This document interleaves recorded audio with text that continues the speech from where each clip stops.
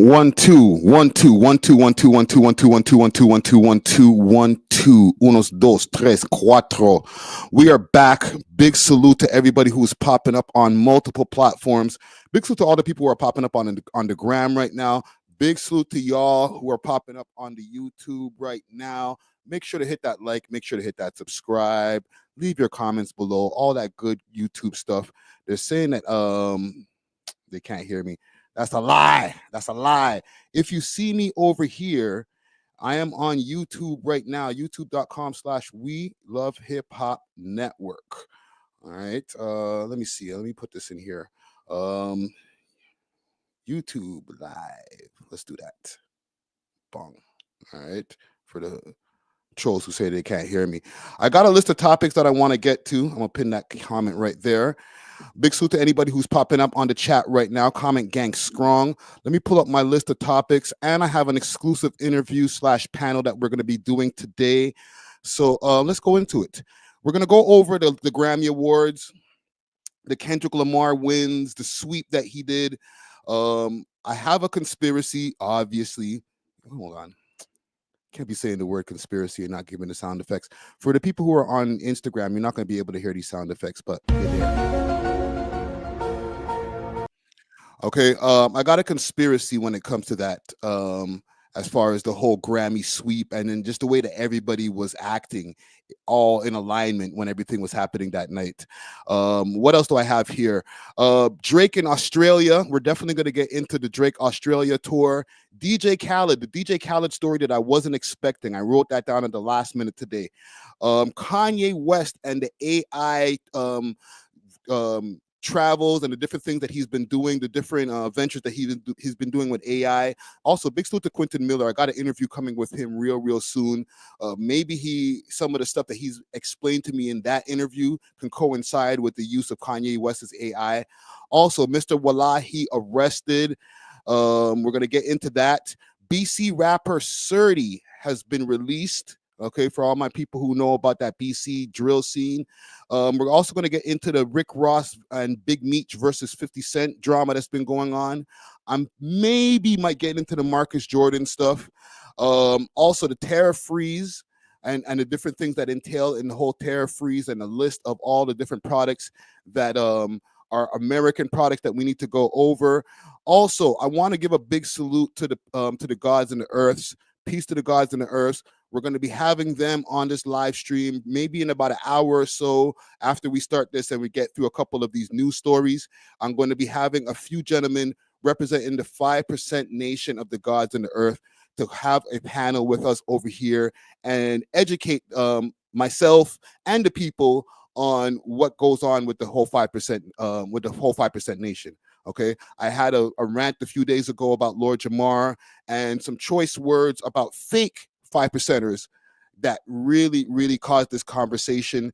I'm not going to call it a drama. I'm going to call it a conversation.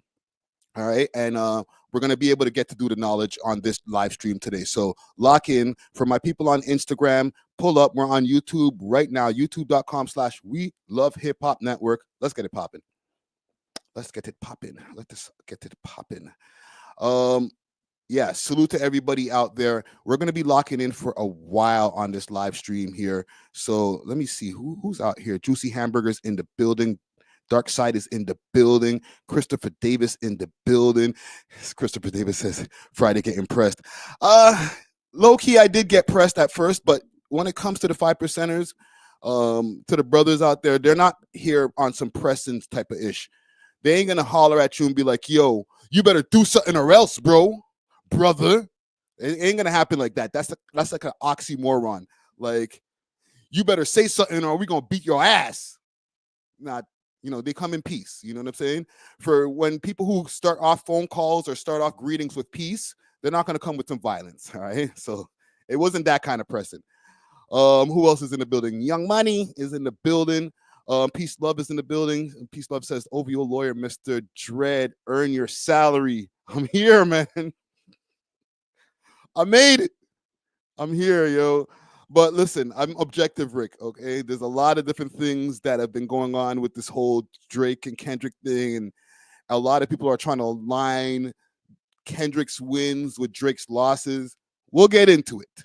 We'll get into it. But before we do that, let me salute the sponsors, all right? Because the sponsors keep us right, all right? Big salute to Candy Cans.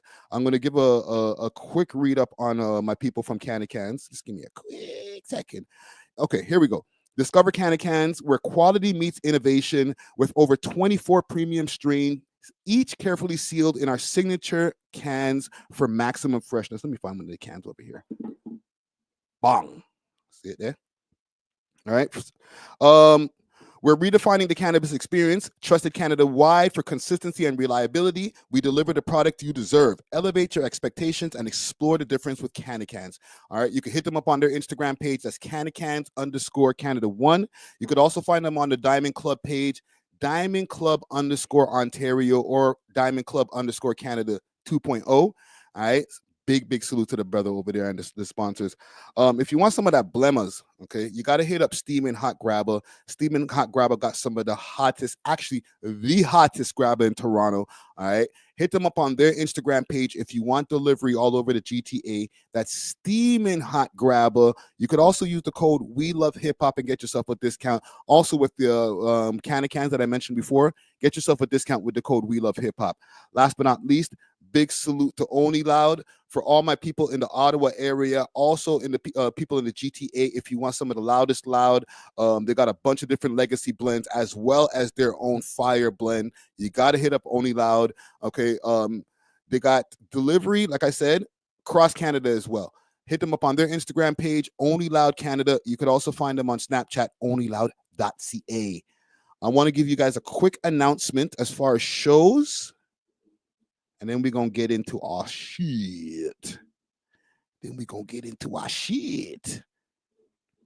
man. Peace to the brothers, man. Even when I was watching back the piece that I did earlier, when we were on the podcast, and big salute to DJ Czar and DJ Natural. Yeah, I was messing up the terminologies as far as the gods and the earth and the nation. And I was saying the nation, the 5% Nation of Islam. I was just messing the shit up, man. So I am sorry. I do need to be corrected. All right. Let's see. Friday the 13th. Let the boys be boys. All right. Sorry, I can't play all of that. Onyx, JD Era, Daniel Son, Ayo Biggs, Michelle Visa.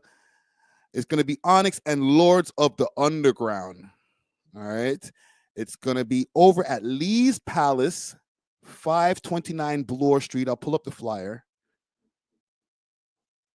Bada boom, bada bing. 529 Bloor Street West.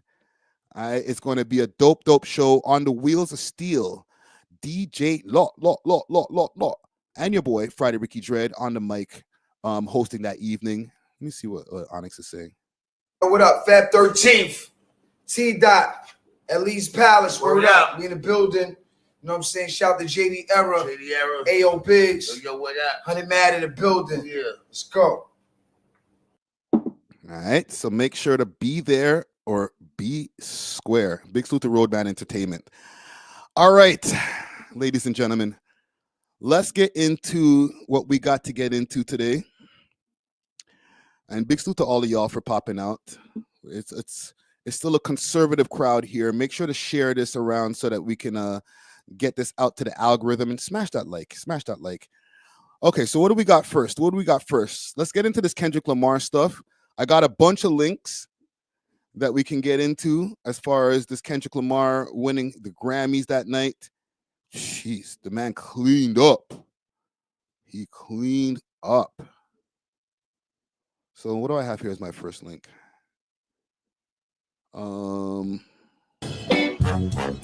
Okay, actually, I have this on my own page. Follow me on Instagram, We Love Hip Hop Network, or Friday Ricky Dread.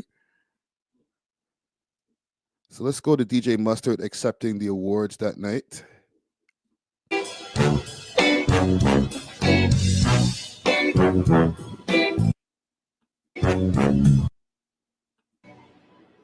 Wow.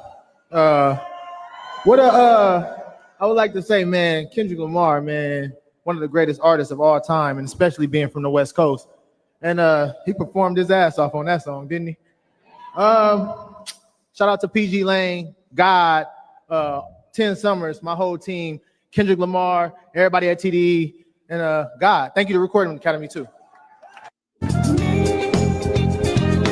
It's the second one.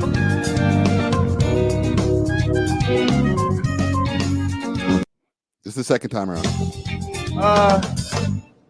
Okay. Man, again, man, my mom and my sister are here. This is their first award show ever. I don't even know what to say because I ain't playing nothing. I plan to just let God speak through me. But my girlfriend Let Brittany's God here. I speak love you through so me, much. you know? Miko, Noah, Kendrick Lamar. I'm sorry, Kendrick Lamar, PG Lane, the whole PG Lane. Sean Momberger's here, man. The Recording Academy. Thank you, man. I appreciate it. That's number 2. Let's get it. Number 2. Kendrick Lamar.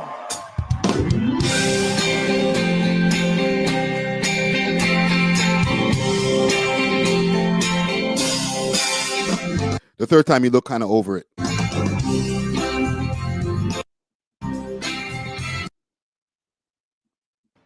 Jamie.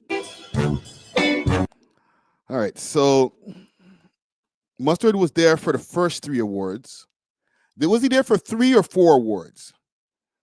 Because I feel like at that point I made a post, and if you see the post that I made, let me see if I still have the caption up there.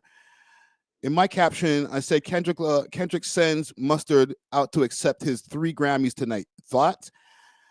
At first, I had a caption of Kendrick Lamar boycotts the Grammys. I wasn't looking in the seats, and I was switching on and off from when I was watching on TV, so I wasn't really glued in to the whole thing to see if Kendrick was in attendance. But I would imagine from what I was seeing that you didn't really see Kendrick in the crowd before it got to the last 2 awards or the last award. So I'll pull up the last one. I got 20,000 windows open. Let's pull up the last one here. I feel like he kind of pump faked us. All right, let's get to it. I'm glad I pulled up this video from Twitter. This is some real high definition video right here, just to see the hate. And I'm talking about the Drake hate.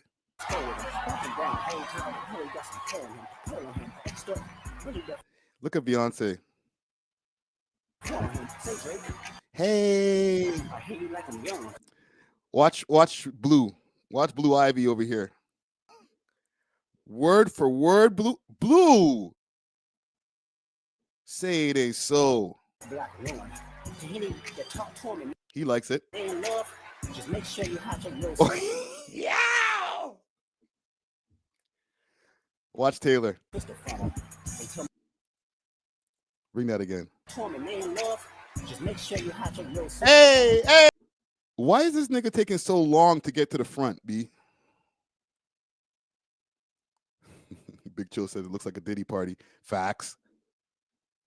Sounds kind of that. Sounds a little bit like hate, but I'll let it pass. All right, because that was the first thing people said when I posted it on Instagram. Oh, look, there's a party full of a whole bunch of PDFs anyway. So what are they clapping about? Like, that goes without saying. We know that the industry is full of freaks. You know what I'm saying? 2 things can be true. And let me start off with this. 2 things can be true. The song could be a smash, a bop, a cultural phenomenon, and the industry is also fixed. Can we start there? 2 things can be true. What? Kendrick's not low, eh? Don't sleep on Kendrick Lamar. Besides what everybody was saying with the Canadian tuxedo. Ooh, he did the Canadian tuxedo. Don't you know what that means? The gene on gene? Come on, bro. You can't see the science, man?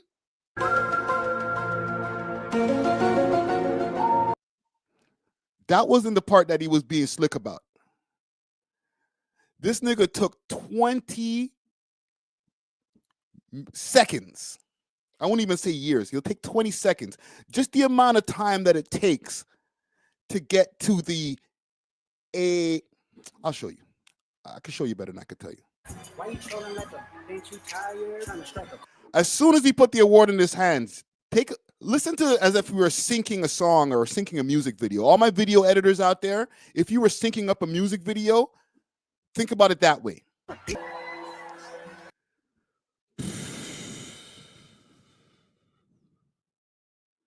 So what y'all gonna do? Y'all gonna lie to me and tell me that this was the show version? Oh no, they were playing the music video version. That's why you could hear the crowd in the background. That's what it was. It was the music video version. You know in the music video when everybody goes at the same time, like that's the part they were playing. That wasn't Blue and Jimmy Iovine and all them. That's disrespectful. That's disrespectful. And listen, Kendrick's going to do what he's going to do. All right? Kendrick's supposed to do this.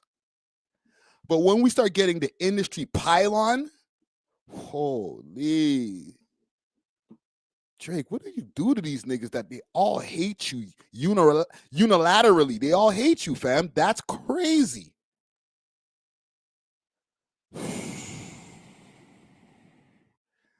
What's the dirt? Wants to know, was it the crowd of the music video? Was it? Look, because, just because there is a part in the music video where there is a crowd shot, right? So maybe, possibly, the Grammys, with all the high-end production, decided that when they were going to play the actual song itself, let's just go to YouTube and play it off of YouTube. You know what I mean? You know how that goes. Just plug in the aux. Plug in the USB. Right? Why is he around?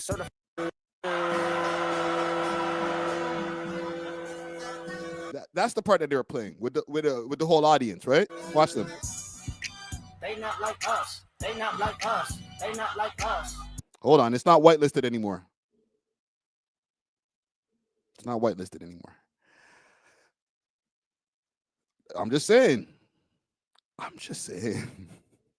Maybe that's what they were playing, right? It's not a conspiracy. I wonder how loud Dr. Dre was yelling. He's like, while him and Jimmy Iovine are like high-fiving, they're like, losing their voice the next day. They're like, yo, that was a fun Grammys, man. I lost my voice. Holy, it was a great night. Like, how do you lose your voice at the Grammys, bro? They're in the building. That's the research man right there. See that? Hold on, I gotta bring it back to these two.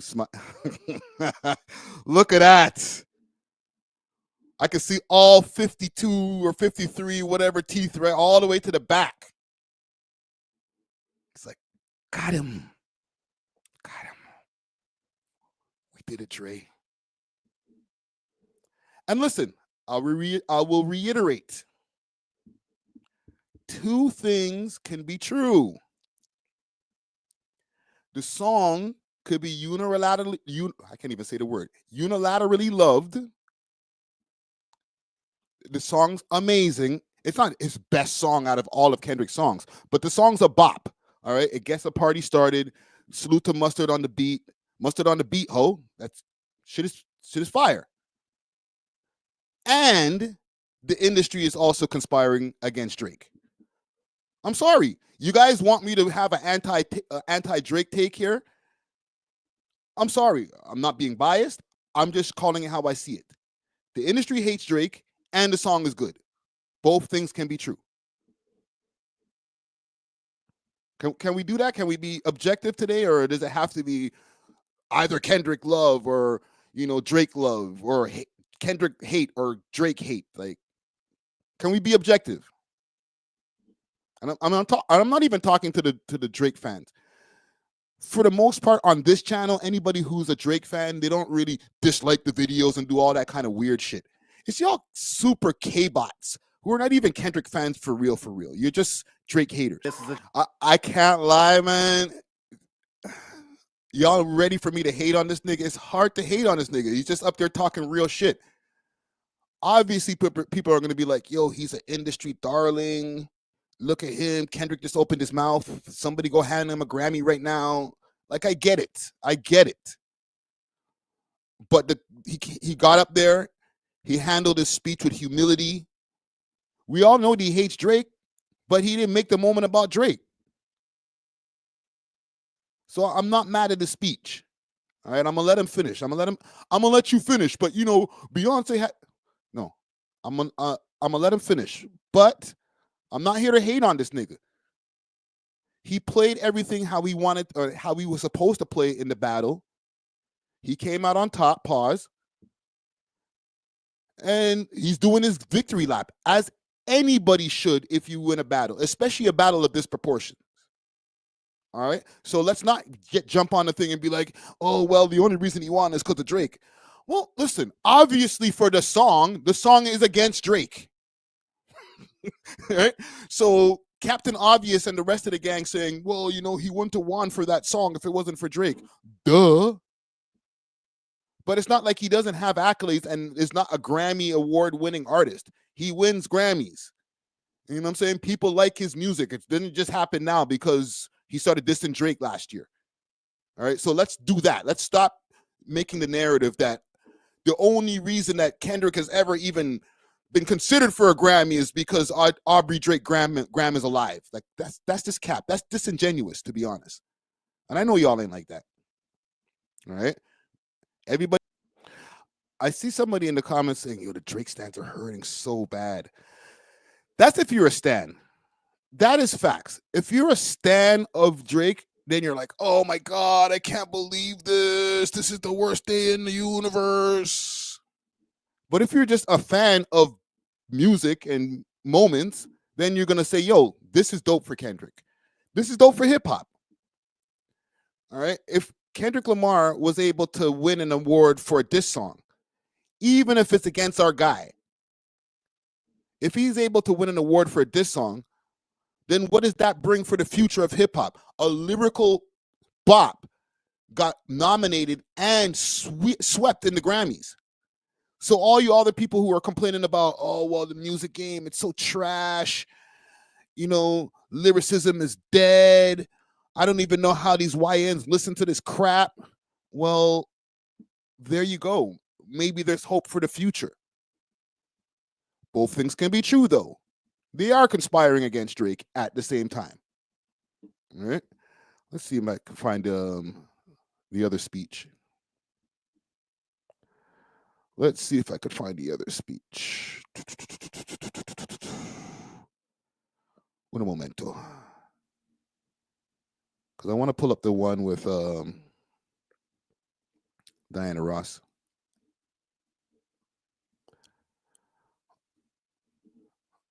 And they show a little bit more of the crowd on that one there. Is this it?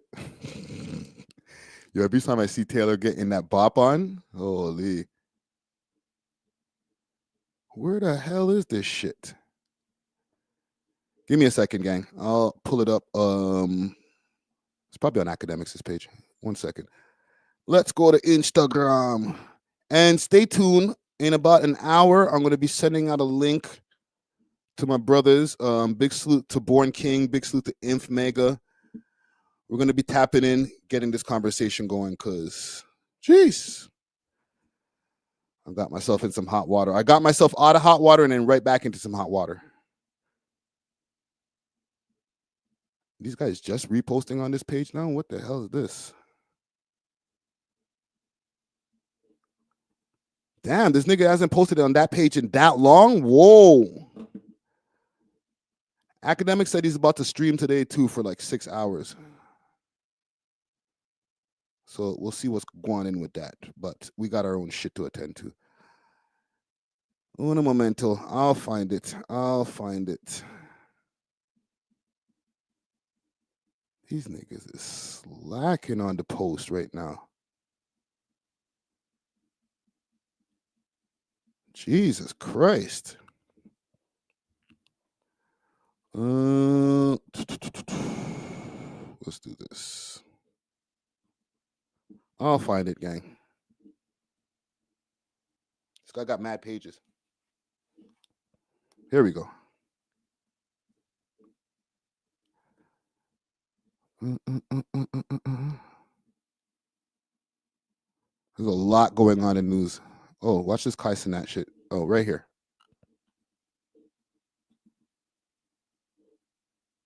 Hey, hey, bro. We did it. Right?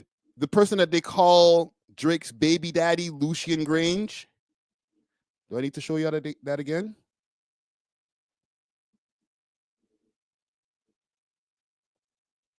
Ha, there you are. We got him. These guys know how much cameras be on them when they're doing these things. That's the crazy part about stuff like this. They don't even care. They're just like, yeah, we're conspiring. We don't like this nigga. All right? It kind of makes me think, like, is it a Drake thing? Did Drake do something to these guys to cause this? Let me know in the comments. Comment gang strong.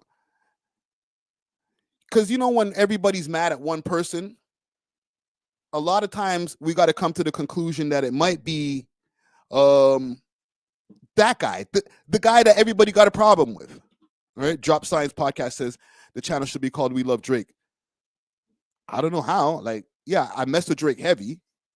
Okay, and yes, he's from Toronto. We love Drake. But I think we're being pretty objective over here.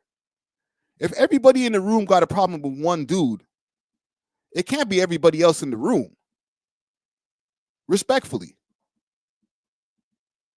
Right? It can't be, all these guys, they just always hating on me. They just didn't want me to have the success that I have. It's got to be maybe the guy who everybody's pointing the finger at might be the problem. I'm not saying I know what the problem is. It's a mystery. But for the way that Kanye was talking about, Drake got a rich baby daddy and his name is Lucian and da-da-da-da-da. If that's how your baby daddy is acting, then you might need a divorce. So DJ Vlad says, this year, Drake was nominated for 4 Grammys and won 0. Kendrick was nominated for 7 Grammys and won 5. Drake has 5 total Grammys and Kendrick has 20.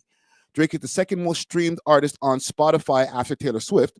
Kendrick is the 21st after Juice WRLD, who died 5 years ago.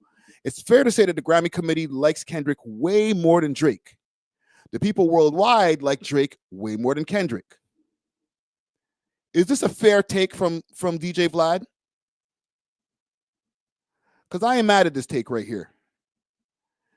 Kendrick has definitely been an industry darling for a long time. And both things can be true. Sorry. Let me re-emphasize that. Both things can be true. The song could have the most cultural impact in the world and is a bop. But this nigga is also under a compromised system. You feel me? Why does it? Oh, listen, I'm not even gonna respond to that, bro. You wilding. You are wilding, sir. I just want to know why the conspiracy is happening. It's not a thing of if it's happening. Why is it happening?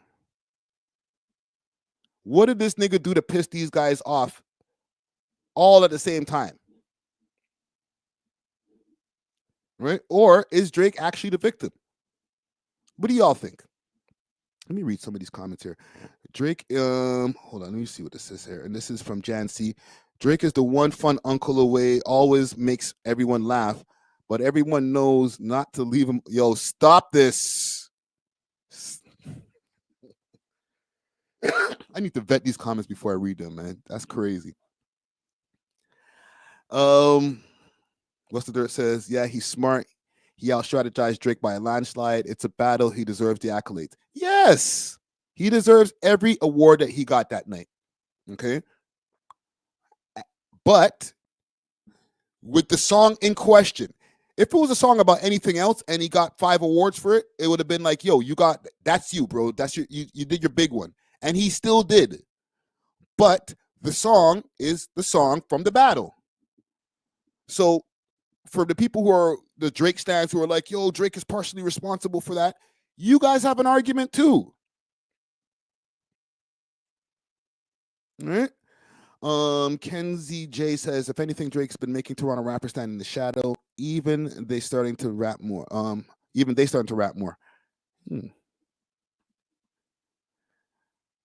Who's this clickbait? Drake's mom owned a house in Forest Hill on a nurse salary. Yeah, listen, man. I'm just saying, it's two things can be true, and I'll keep on reiterating. Two things can be true. The song can be a bop, and all y'all niggas hate Drake too.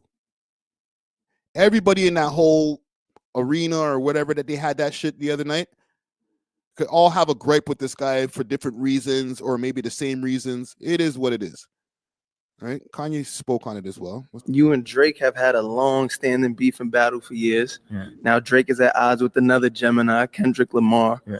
Who do you think won that rap battle? Well, one thing is like with Kendrick, I was like, man, why you killed my nemesis?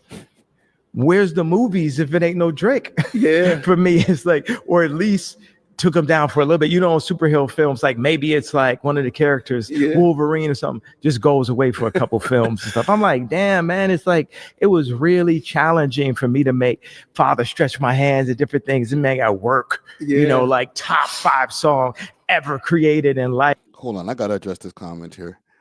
I guess the crowd at the Grammys is representing a representative of the culture. Nah, that's the crowd at the Grammys is the representative of a groomer factory. Sorry. However, the culture is the culture. The culture felt how they felt about it. And don't get me wrong, in the crowd also, because of where they had it located, I think it was the Crypto Arena or whatever, there was also fans that were in attendance too. All right. So let me just pull it back a little bit. It wasn't like Taylor and Beyonce and just only them that were screaming the A minor part. There was actual fans in the audience as well. All right. Let me be serious for a second and not before people start clipping me out of context and shit. You know, I'm like, you know, so, redoing the drums, bringing Metro on. And, so Kendrick killed Drake. He's dead. No, whoa. Yeah, for now. You know, you can't ever count out Steph Curry, and so that man might hit 200 points in one, you know, song or something. You know what it was? It's like, you and Drake have had a long standing. This is like Kendrick brought, like, look at the Tyler, the Creator, freestyle that he did. Like, I'm that guy, right? Yeah. We have to, you know, Drake added something to the algorithm. To our frequency. He advanced us, right. Future advanced us, and our Kendrick has now advanced the frequency. Right. So you have to, you know, it's like when Twister came out, there was rappers that didn't learn, right? But then Jay-Z learned. He did that you could do it. Yeah. If you don't really learn as just a professional rapper, as a sport, what Kendrick is doing, you might be wiped. Yeah. You might be wiped out. You know, this is like Kendrick brought, like, look at the title. Also, I will say something about the Grammy Awards and the way that it's decided. It's decided by a committee of, I don't know how many people, like a bunch of people, right? So it's not just announced, because I see somebody mentioned about Drake winning 12 Billboard Awards in one night. Yes. And the Billboard Awards is just based strictly on the numbers, chart position, blah, blah, blah. As where the Grammys is a decision based on what the committee thinks, right? Whatever category it may be. So when it comes to the decisions that are happening at the Grammys, the better the networking you do, the more shoulders that you rub, you know what I mean? The more the knee pads you put on, the better chances that you'll get into the Grammy, to get a Grammy, to get nominated, to be a winner. All right. With all due respect to Kendrick and their camp, they do actually, yeah, I'm not even gonna have to say with all due respect. They do good business. All right. They know how to schmooze, especially being like hood niggas from the West Coast. Them niggas have learned how to schmooze in the industry and make the connections and do the networking that they need to do to prepare themselves for this. They have people in place like Dr. Dre, Jimmy Iovine, all these people who are working in their corner. Obviously, Lucian Grange working in their corner now to make sure that Kendrick only has to do the art part. Okay.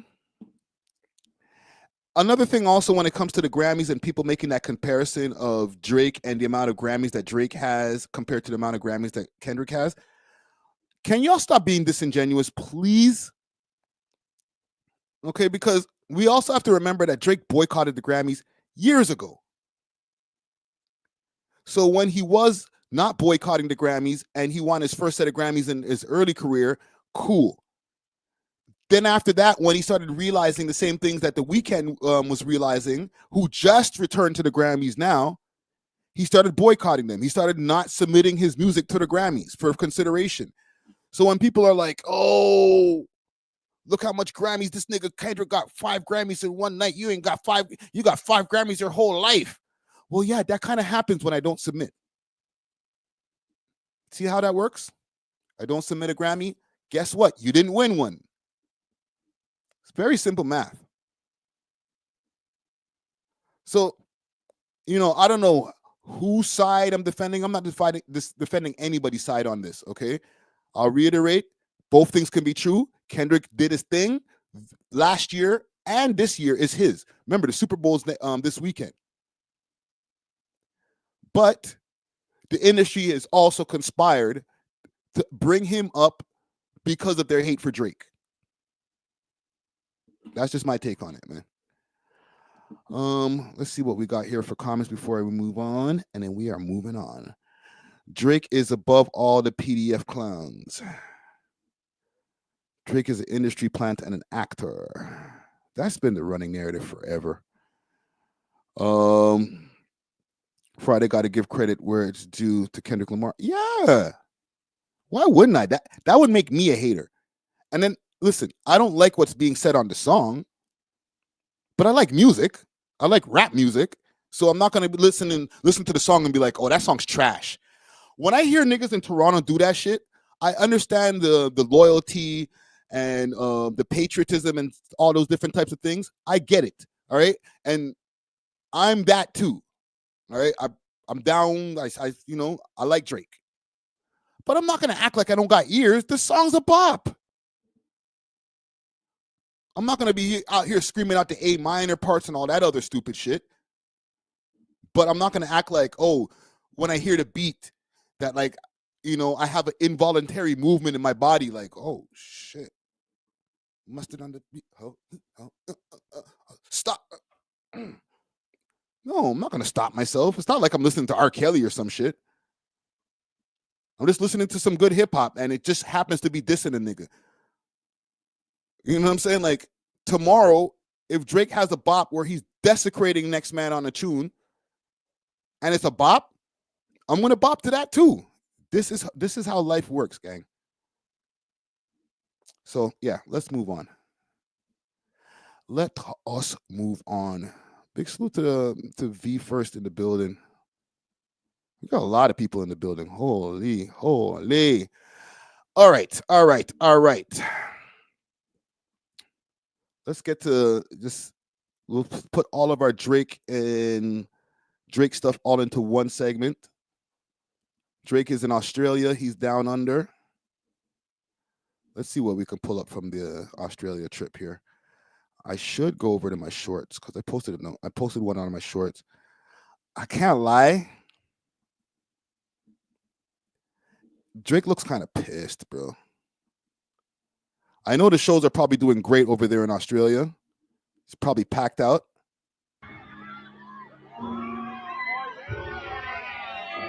All right, he's got the bullet holes on front of his sweater here. Why does he look so cheap? I have a better one on Twitter. Impact through my lens says no OVOs were harmed. Yeah, right, Bridgin.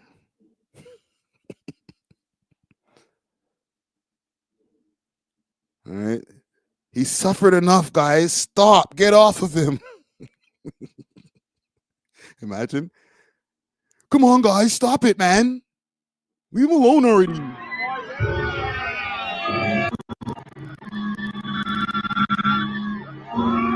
Man looks Chester. Smile, bro.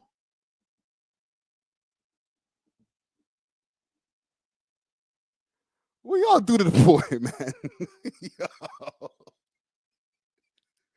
This guy's in front of a sold-out crowd, man. Just looking upset. And I'm not trying to make up no narratives or anything here. I'm just calling how I see it, fam. The man looks cheesed. And listen, don't get in the comments with none of that cheesing, fam. Don't shut up. I could already hear what you're typing. What are you cheesing, fam?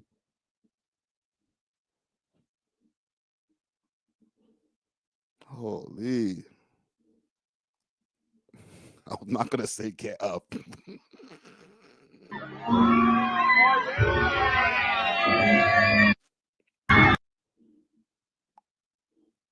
Listen, man. He still did his thing.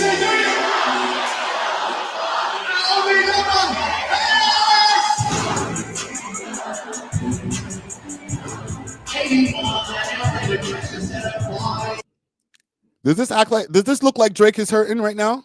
Come on, fam. This is why he needs to keep the smile on his face, bro, because you're still that guy, bro. Hey, she said, do you?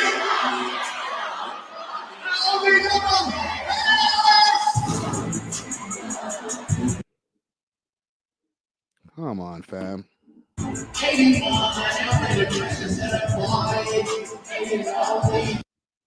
Turn the O2 into the O3. Hey.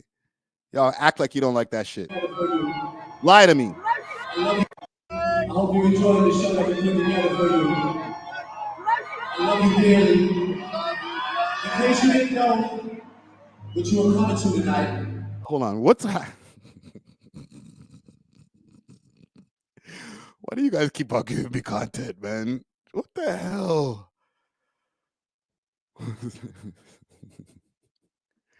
This is like around Grammy night still. Right? Big Chill says he does look vexed still. Yo, B Sweetie. Sweezy, I told you about the Crody, man. It's a Crody down. Crody down.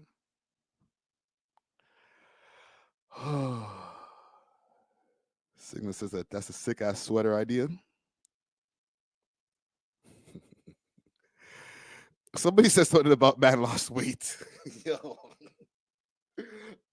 I didn't think about that until the live stream just now, man. I've been posted this. How many hours ago did I post this shit? That's freaking crazy, man. Stop watch, man, yo. Pause. Allow him, man. Man's on his old MP, you know?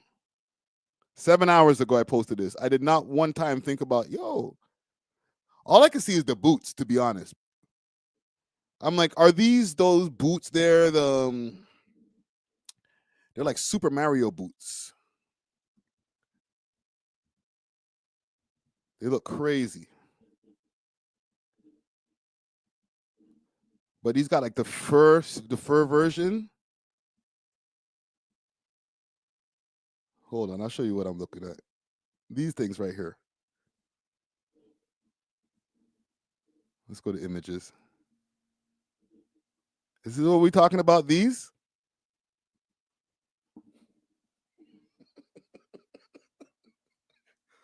I'm too old for this shit, man.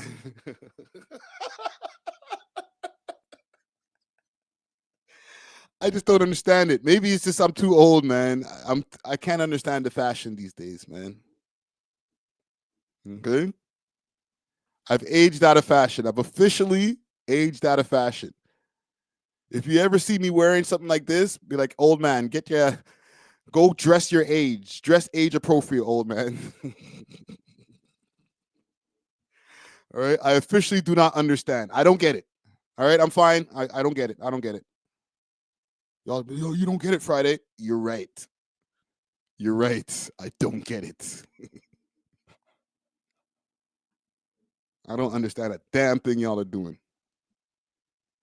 Leave me out of it. My name is Drake. I started today, all the way from Toronto, Canada. The year is now 2025. And no matter what, Drizzy Drake is very much alive, and that's all I'm Let's go, boy. Talk to them, fam. See, this is the kind of energy you need, bro. This is the type of energy. You see how like Trudeau was like, oh, these tariffs, they're going to destroy us. You got to have confidence, bro. all the way from Toronto, Canada. The year is now 2025, and no matter what, Listen, Drizzy Drake is very much alive, and that's all. still alive, bitches. All jokes aside, and the only reason I'm making any type of jokes or whatever is he'll be all right, man. Okay, for the Drake stands out there and for the Kendrick, for the K-bots out there who are like, we got him, he's dead, finish him. All right, nigga's gonna do the Super Bowl. All right, he's gonna get another moment. We all gonna clip up the moment from the Super Bowl. He's gonna drop another album. I'm talking about Kendrick. Kendrick's gonna drop another album. And then Drake's gonna do his thing, and then I don't know about get back to normal. But his fans will still connect with him and still be buying his music. He's got the Party Next Door album, the collabo album that's dropping on the 14th. Drake will be fine. Right? Does it sound like I'm coping? Like, he'll be fine. He's all right. He's all right. I'm being real, though. He'll be fine, man. Let's go up on the man's Instagram page. One thing I will say, though, and obviously the man has the obligations. He's going to post. He's going to announce that he's doing a show. The plan that I originally had in my mind, obviously, niggas don't got to listen to me. I'm a broke-ass nigga. I don't have gazillion dollars, and y'all already had you had the plan to make you get to this place. But everybody's looking for a reason to try to clown this nigga on his post, right? So my original thing was just fall back, fam. But if you're not going to fall back, then, you know, just give us good content. I'm here.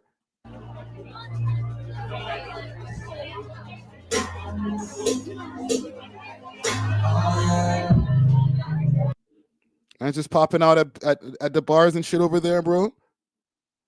You also got to, okay, look at it from the perspective of the Toronto rapper. All right. And just the way that he's looking at the world. I can't say completely, I'm not in the man's head. But for other Toronto rappers out here who've been doing their thing and been trying to get onto a global scale, he's completely lapped us 100 times. And I'll say us as a former rapper myself. So anything that happens from here, the nigga's playing with house money. For real, for real. And I'm talking about more house money mentally than the average American rapper who's already living in the place. You don't have to go past the border to go to these different offices. You just have to go to a different state. You know what I'm saying? Back in the days when people were still giving out demos and shit. If you're from St. Louis, you know, let me take a drive up to New York City, or let me take a drive to LA and see if I can connect with an A&R. Where when you're from here, you're like, one, are they even gonna like my shit because I'm from Canada? And two, I got to go across the border to connect with these different entities in the music industry for them to hear me in the first place. So if Drake is the top rapper in the whole world, besides just being the top rapper in Canada, there's big rappers who are the biggest rapper for the Canadian audience. You know what I'm saying? Like, if you put him on a scale between him and Classified respectfully is doing his goddamn thing. He's living great. He's feeding his kids. He has his home. He's living nice. And he's one of the most known Canadian rappers. Drake is 10 times, 100 times more famous than Classified. So as far as like milestones or achievements, I think he's fine. No matter what whatever battles have ever happened, even over the past with the Meek Mill, Pusha T, all that other shit. The fact that those are his peers in the first place, it may not seem that way because people see, okay, he's got this bravado and different shit like that. But I know deep down inside, he's like, yo, I can't even believe I'm beefing with these niggas. I'm from Canada. So to me, it's all, even if he doesn't look at it as a W, I look at it as a W. Because there's mad Toronto rappers who wish they were in this guy's place in a losing position. You know what I'm saying? Not even winning Drake. A lot of Toronto rappers would switch places with this guy to be losing Drake. So in the end of the day, he can complain, but he shouldn't, because you made it, you surpassed anything that we could have ever expected, bro. So you should be fine, fam. On top of that, having the money to match with it. It's not even like you got screwed by the industry so much, and yeah, you know, they all screwed you over and now you're broke. Like, that's why when people are so mad at the way Drake look, like they call him a sore loser, I get that part too. Because like, bro, you won in life, fam. Yeah, the nigga called you a PDF in the song and all that, and you know, everybody's trying to quote unquote dance on your grave, but you won in life, my youth. You're fine.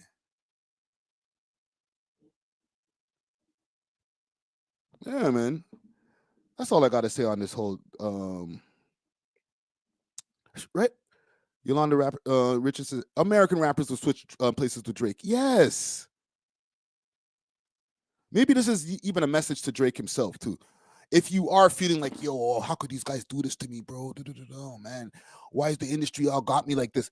Bro, you've been kicking ass for 13 to 15 years, bro. It ain't gonna last forever. But when you look at it, when it's all said and done, but it's gonna be hard to match this guy's pedigree. It's gonna be hard to match the accolades. So don't be like, oh man, I can't believe they're doing this to me. Whatever. Yes, they're doing it to you, bro. I'm not saying fall back and just go home or whatever. Keep doing your thing. But not everybody stays the hottest all the time forever. That's never been done, that somebody just gets to stay the hottest forever. Jay-Z cooled off. Nas cooled off. Eminem cooled off.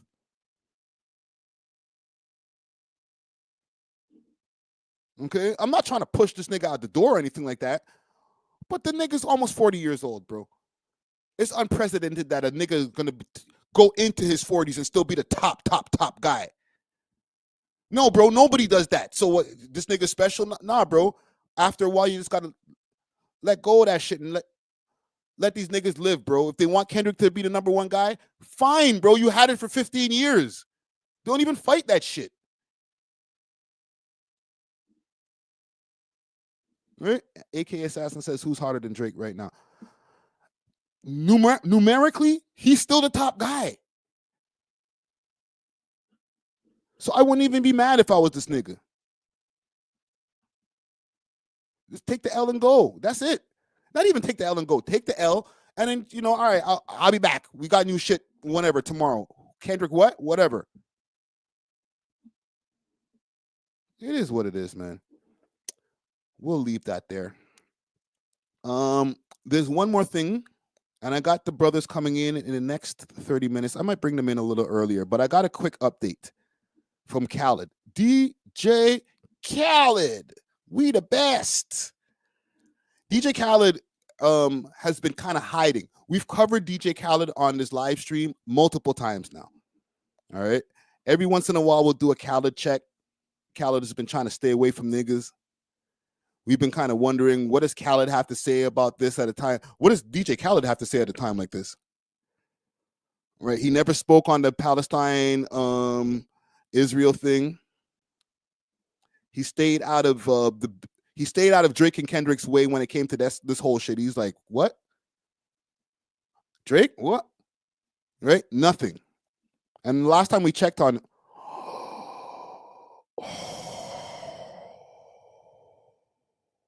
damn. NBA City, what are you telling me right now? That is crazy. Hold up. Let's go do a quick check, man. Is this breaking news? Because I know that Irv Gotti was dealing with some issues, some medical issues, serious medical issues. Let's go to the. He had a stroke.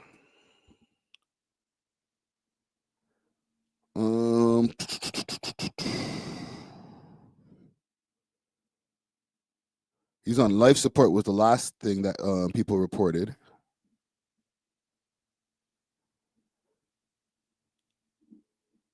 This is from Vibe 8 hours ago. Comment Gang Strong, let me know if where I can find the most recent update. 50 Cent is once again taking aim at his longtime rival Irv Gotti, blah, blah, blah, blah. We don't need to know about that. He had a stroke. Let's refresh this. Sorry, I don't want to get too sidetracked, but like, that's crazy.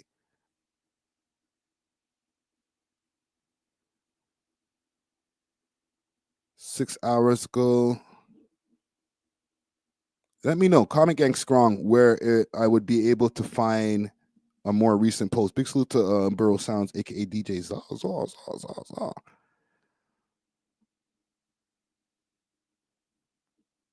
I'll keep you. We'll circle back and I'll keep you guys posted on this stuff with Irv Gotti because that's crazy. Okay, let's go back to this DJ Khaled stuff because Khaled popped out for a second. He decided that he wants to be back into the rap game again. He said, "You know what? I got a new album on the way. There's going to be 2 Drake features on this shit." You know what I'm saying? Not 1, but 2 Drake features. Because, you know, him and Drake are just that close. Let me see where I could find this. There we go. Let me pull this up on the screen for y'all to see. I knew Khaled was hiding somewhere. We needed to know what Khaled was up to. So here's the post. And this is courtesy of Keep Six Solid. It said, the time is now. The wait is no to wait on no one. Why would we? The world needs it. Great energy only. Love conquers all. All right. Thank you to Mark Wahlberg, blah, blah, blah, blah, for being a part of this incredible short film. What is this shit? Where's the original post? Okay. Here's the post here. The caption, God is love, God is unity, we the best. FYI, Drake is back to work, so am I. This the one with 2 Drakes. For more info, praise God. God is the greatest. Only glory to God. New album 2025. A.W.O.L. Matter of fact, send that record over to Rihanna. You know, I just want to breathe the air that Rihanna breathes. Yo, what the hell are you saying, my youth? You just say anything. Yo, Ree, everything's locked. Everything locked in. The time is now. Oh, hold on. Who's he adding here? At Kodak Lens. The time is now to wait on no one. Why would we? The world needs it. Great energy only. Love conquers all. All right. Nigga. This is what Drake had to say. Must be Drake Bell.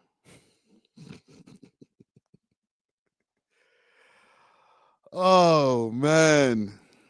This guy went, boop. Just popped this nigga's bubble. Sorry to burst your bubble, bro. I'm not friends with you. We ain't friends like that. I wonder what did Khaled do to piss off Drake? Let me go check on Khaled's page for a second, because he might be hanging out with some of Drake's ops. That might be the problem.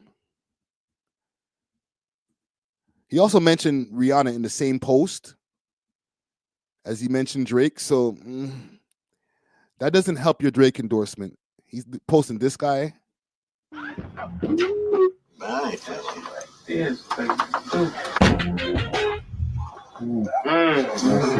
it supposed to be Timberland? Yes, sir. This is how much of a dick rider this guy is to Jay-Z. Oh, here's some promo. This is not my last album. This is my Black album. May 14th studio album. Alam of God. World of God. This nigga sounds like a real religion hustler. What the hell am I seeing over here, Khaled? And you wonder why Drake don't want to work with you?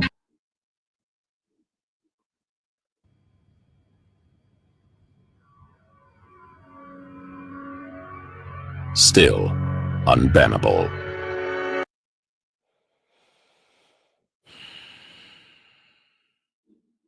Respectfully, because you might see this one day, you got a punchable face, my youth.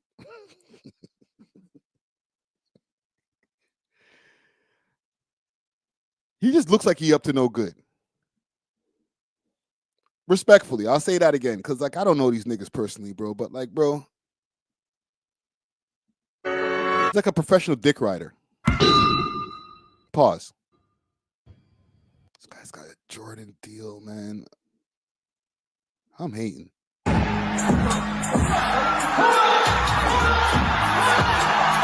Walk on with these AI posts.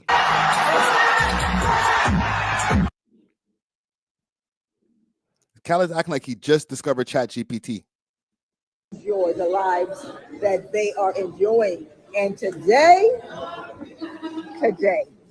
God bless you. Turn around, Terry. Terry. I want to, and I know this is not, is there any way I can, from Me the Best Foundation, can send another $10,000? Hold on, y'all. Wait. That's pretty blessed though. I ain't gonna. I can't hate on that. Wait. Listen to this. All right.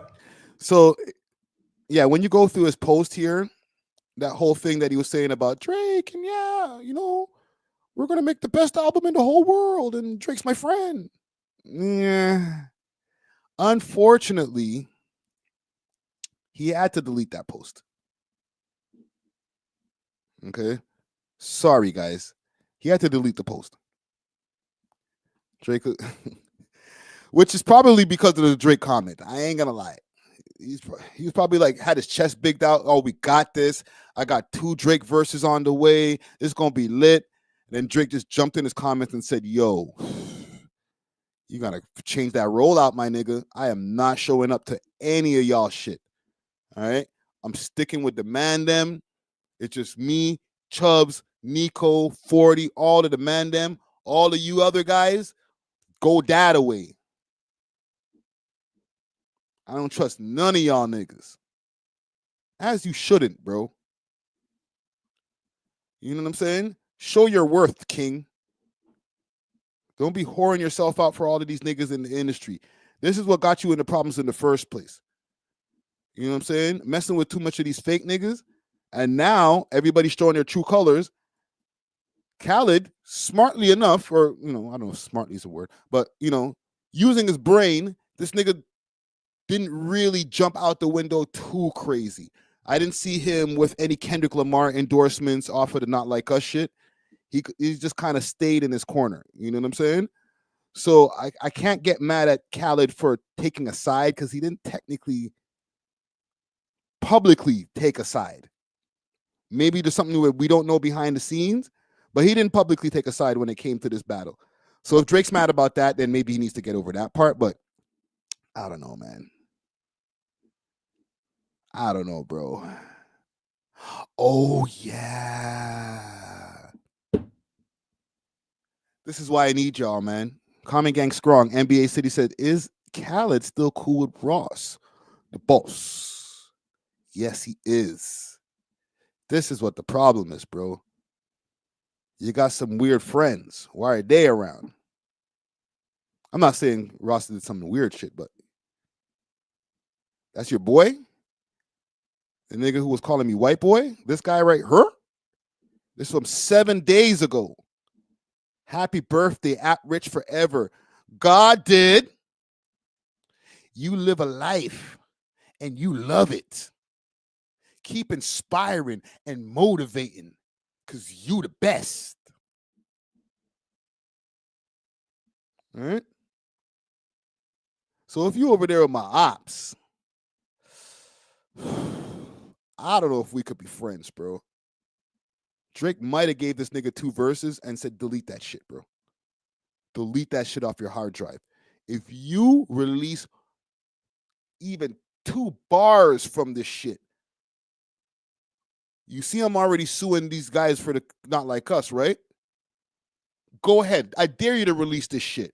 Release one of the verses. Release 30 seconds from a verse. See how fast you get a lawsuit on your door, dog. Keep playing with me, fam. Right? So, salute to Drizzy Drake. Salute to Khaled. Don't worry, Khaled. You got a lot of industry connections, fam. You'll be all right. You don't need 2 Drake features. It's just Drake. Right? Call Kendrick. Kendrick will give you the feature, fam. DJ Khaled has sold over 75 million records and received 17 RIAA certifications. Salute to Khaled, man. We'll move on. Let's see what we got on time here. I want to bring in some of the brothers soon. I've sent out the link so that we can get some of the brothers in here as far as a conversation going on. I want to show y'all something also quick, fast.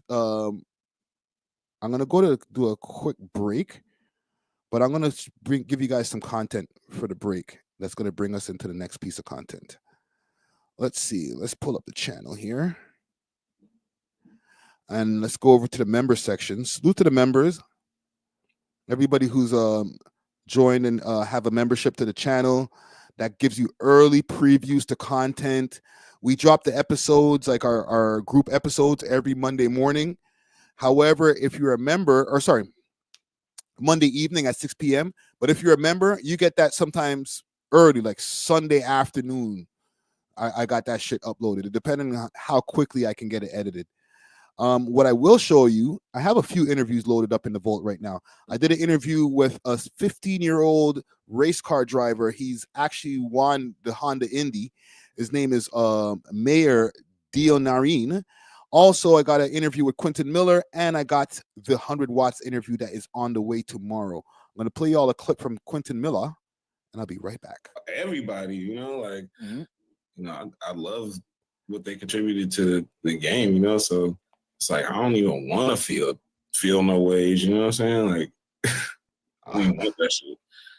Hey, listen, I'm feeling it maybe on a way smaller level, just from the media aspect of meeting different people, getting into different, shit, because I talk on microphones every week.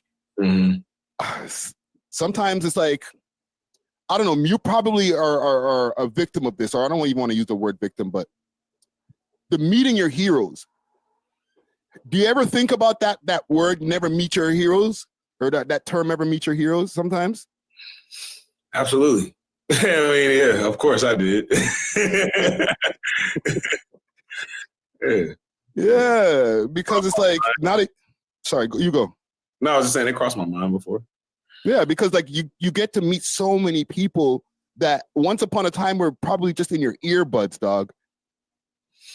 Yeah, I mean, it definitely changes things, but I don't know. At this point, I just realized everybody's human, it might look a certain way with the cameras and everything, but at the end of the day, everybody's human, Some people are good, some people are. So I'm going to play something actually that I have stashed here in my unlisted clips from this actual interview.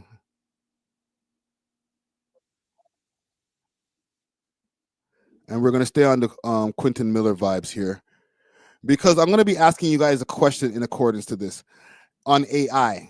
All right. I just recently seen an interview with Kanye West and Justin LaBoy. I thought the interview was cool. Justin is a little bit of a dick rider. He's got to calm down on some of the glazing. It's kind of crazy, but cool. You got a cool relationship with Ye. You're able to get exclusive interviews with Kanye West or with Ye and get his real point of view on shit. Fine, I'll rock with it. But in said interview, Ye mentioned the use of AI. I'm going to ask you guys a question because one of the people who have been writing for him is Quentin Miller. Quentin Miller is going to explain in this clip that I'm going to play for you about him going over to Japan and some of the writing that he's been doing for Kanye West. But the way that they've been doing this whole AI thing now is, how do we explain this? Rather than just letting GPT come up with your rhymes for you, you can have a ghostwriter come in, write your rhyme, recite it, or do what they call as a reference track. And instead of having to go back in the booth and then rewrap the reference track and try to make sure that you get your cadence and your flows and all that right, you could just switch the voice, which is crazy. So I'm going to ask you guys in a poll once we get this video started, what y'all think about the use of AI as far as, you know, creating your rhymes for you. So let's get it. But you are coming back from Japan. Oh, yeah. I was recently in Japan, yeah. May I pry what your Japan mission was? Because that's a long trip, bro. And I've been tapped in with Ye for a minute. And, yeah, we've been working. I really kind of got on board around Vultures 1. And, you know, it's just been along for the ride ever since, man. It's been an incredible, incredible experience.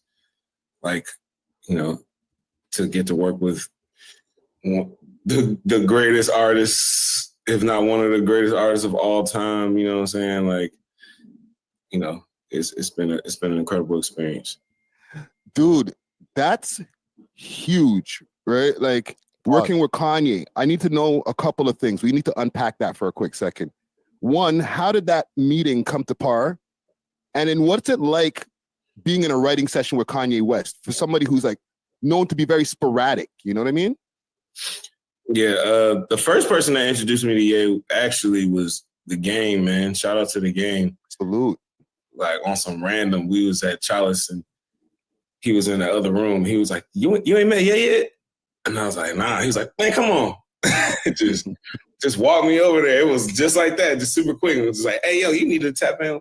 So that was the first guy who introduced me to him. I guess kind of put the bug in his ear. And then shout out to Tracy Mills. He's the last dot connector of the situation. And he, you know, made the phone call and, you know, came through. So now to the second part of my question, those writing sessions, right? I know Ye's a free thinker. You know what I'm saying? So, see the beauty when it comes to some of this stuff, I can let the shit run. I don't got to worry about doing a bunch of extra reacting and pausing the video. It's my shit. So like, how do you guys get to like, for example, the song that made the album, right? How did those sessions come? Like, how did that work, man? Man, I don't like to get too deep into the creative process of people because I don't know what people want to, you know, display and what they want to keep to themselves. But working with Ye has been an incredible, like, learning experience. Like, man, I learned so much from this guy, man. Like, even down to just how much he'll like keep working on a song until he gets it right. You know, I'm the person I give up on a song after a while. Like, it's taking me too long. You know, like just little stuff like that, just little details, man. So yeah, man. Shout out to Ye, man. Shout out to Ty Dolla $ign. You know, that's my brother for real. Like, yeah, man. Shout out to those guys, man. They probably got a hard drive full of shit right now, man. So he's over there in Japan right now writing with, or he was writing with Ye and Ty Dolla $ign. It's a lot of stuff. Oh man, I'm hyped to hear that, man. And I mentioned your name, your former rap name, Miller. Okay, so we don't have to get into that. So salute to QM, aka Quentin Miller, aka Miller. I'm gonna play what actually happens in the studio with Ye when he takes said rhymes from guys like Quentin How do Miller you feel about and different people like that. Before Star Wars.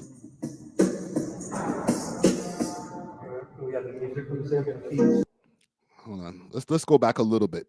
This is the part right here, but we're gonna go back a little bit when he talks about QM. The power of AI and music. So thing. I could sell a piece of shit. all day? And Paul McCartney wrote that melody. He wrote it before he went in the studio with me, and a lot of people say, man, he discovered this new artist named Paul McCartney, man. I hope this guy blows up one day. He's talented. You know, he plays the keyboards and the guitar. Now the vocals that people like, stay away from AI. It's a more negative reaction than auto-tune. And I remember like I did auto-tune because people thought, they're like, man, this auto-tune is trash. As an artist, I could take anything. I could sell a piece of shit for like $10 million and shit, you know, and shit. That's another 20. Yeah. So auto tune, you feel like was this guy's funny. He said that's another 20 and shit. That's another 20. So far, I'm not mad at what he was saying, because when autotune first came in and Ye came through with the 808s and heartbreaks, at first, me, myself included, were kind of like, we had an adverse reaction. Like, what is this, man? Like, this is the same dude who did College Dropout, Graduation, like, you know, pink polo, backpack, rapping ass nigga. Like, what is this auto-tuning singing shit? Right? T-Pain had already made it super popular, and it's like, Kanye, you too, man? Is AI as well. Exactly. It's in the same reaction at auto-tune. And I remember like I did auto-tune because people thought, they're like, man, this auto-tune is trash. As an artist, I could take anything. I could sell a piece of shit for like $10 million and shit, you know, and shit. That's another 20. Yeah. So auto-tune, you feel like is AI as well. Exactly. It's in the same family, except people have a more visceral reaction. Is AI the future of music, or is it a crutch? It's time for me to explain to people the power of AI and music. So I take a sample, and this is like a dream come true. Back in the days, you used to have to get the 24-track stems, the Motown, like the 24-track reel. It was like this, and they would tape it on a CD or tape it digitally. Then you got the different parts. Right now, you could take any song and separate it. Just get the vocals. Yeah. Just get the bass line, the drums, completely separated. So when I send a song or a sample to my engineers, I just say JS AI, like how the website is. Yeah. So it's like my engineer, John Scott, AI. So we speaking like digital THX, like on THX. Y'all understand what he's talking about right there? Because he's breaking down some shit. He's nerding the hell out right now. You got to bring that back, bro. My small peon brain can't understand everything. Completely separated. So when I send a song or a sample to my engineers, I just say JS AI, like how the website is. Yeah. So it's like my engineer, John Scott, AI. So we speaking like digital THX, like on THX. This is the movie that George Lucas did before Star Wars. Watch it here.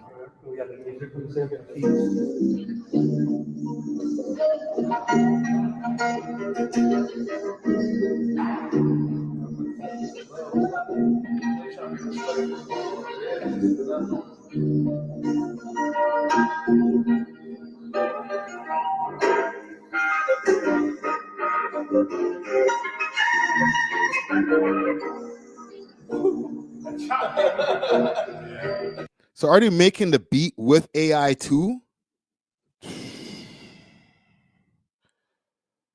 That's kind of crazy.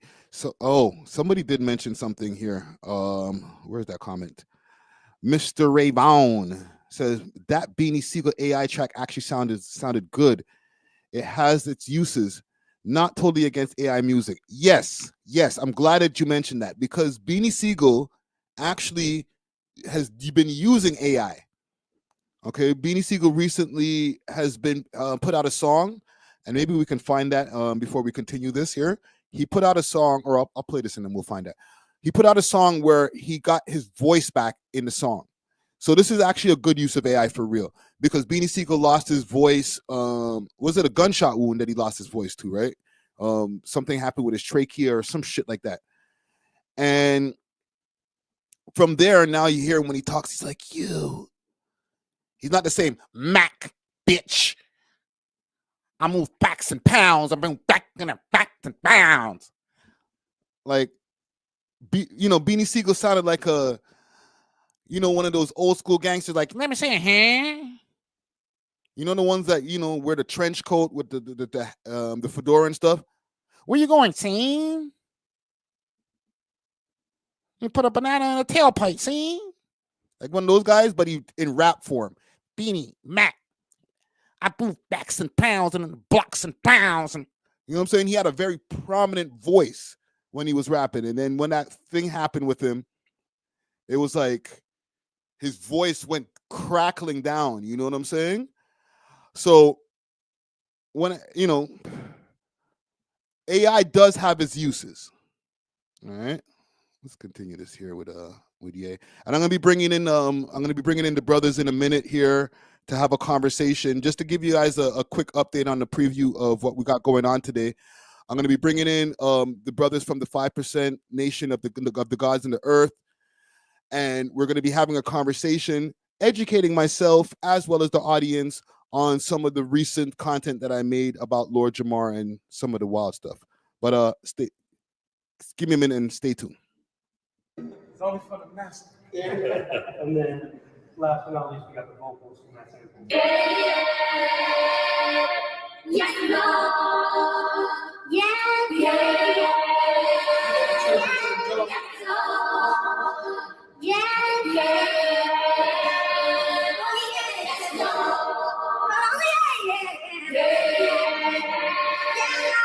Yes, Lord. If you get 5 tracks, 10 tracks, really legendary Trackster is the one who really put a song. He's gonna get to the part where they start putting the lyrics together. To that, he is the key. He was the clutch shooter, last bucket at the end of the game on Vultures. So even though we're bringing Mike Dean back in for Bully, it's like, so that's confirmed. Mike Dean is coming back in for Bully. We going Quentin Miller, man. Yeezy. Change his voice to my voice. Watch this. If you ain't sucking dick, movies, you can get the fuck up on my shit. If you ain't sucking dick, movies, you can get the fuck up on my shit. How do I hit him with the guap? Take the fucking down. How do I this way that kid? You on take now?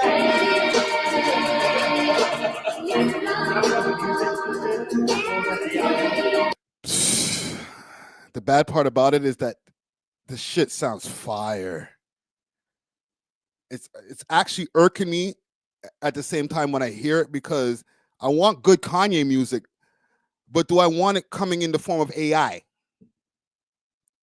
We've always been cool with Kanye having a collection of writers in the room and stuff like that. He does write some of his own stuff, but for the most part, Kanye always had other people writing for him.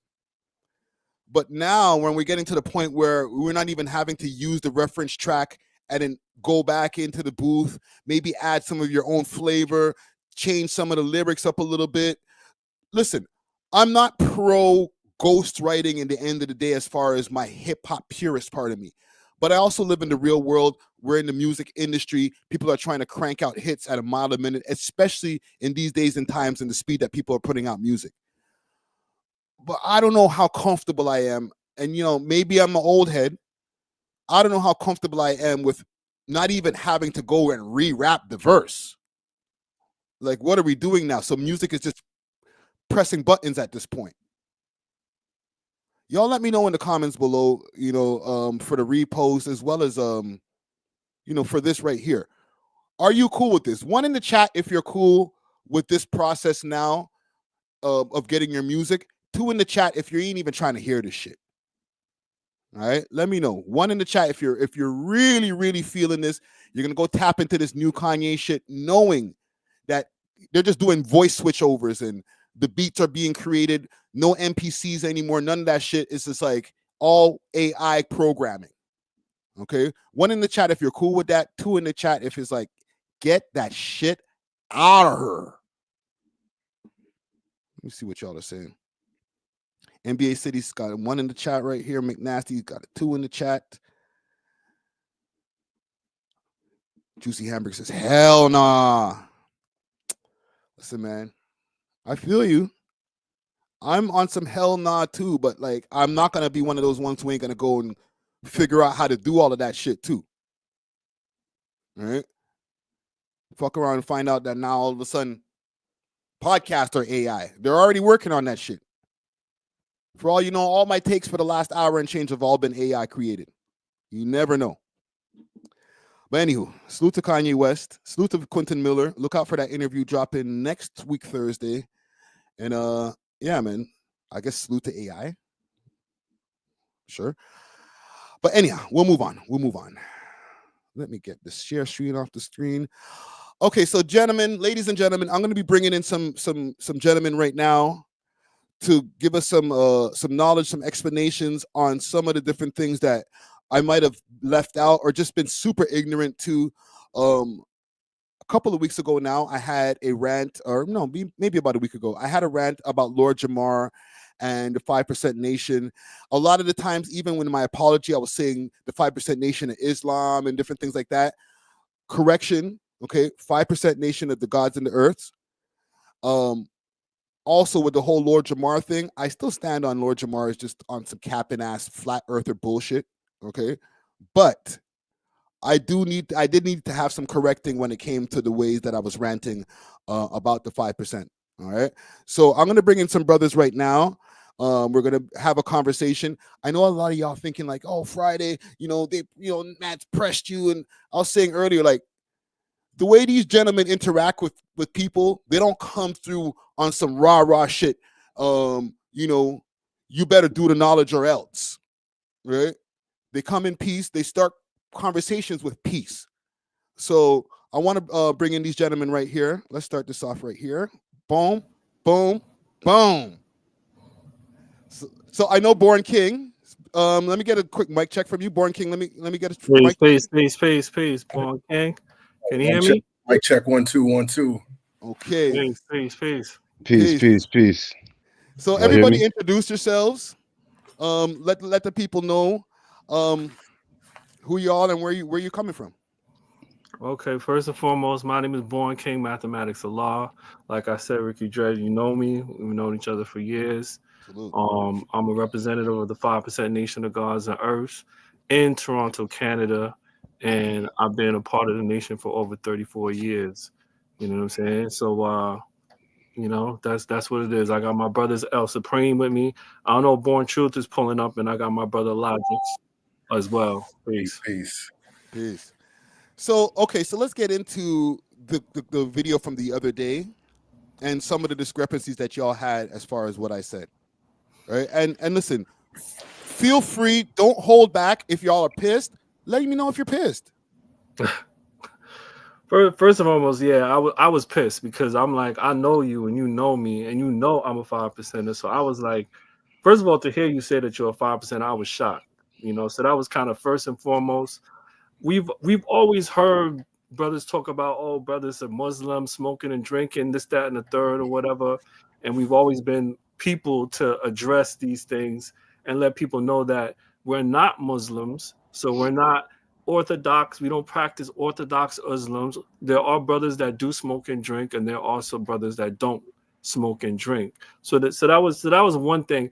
And then my thing was like, if you was a 5%er, when was that? Because I've been a 5%er since 91, and you never ever told me that. So that was kind of like, okay, what is he on? Like, what is it? Is this a ploy to get me on the show or something? Or like, what is this? And then you told me you was ranting and kind of going off. And it was like, yeah, I was kind of pissed. And it wasn't just me, because a lot of guards actually called me and was like, what is this? What's going on in Canada? You know what I mean? So yeah, I was kind of definitely you know what I'm saying, upset with that, and that's why I called you right away to be like, what do you want? What was that all about? You know what I mean?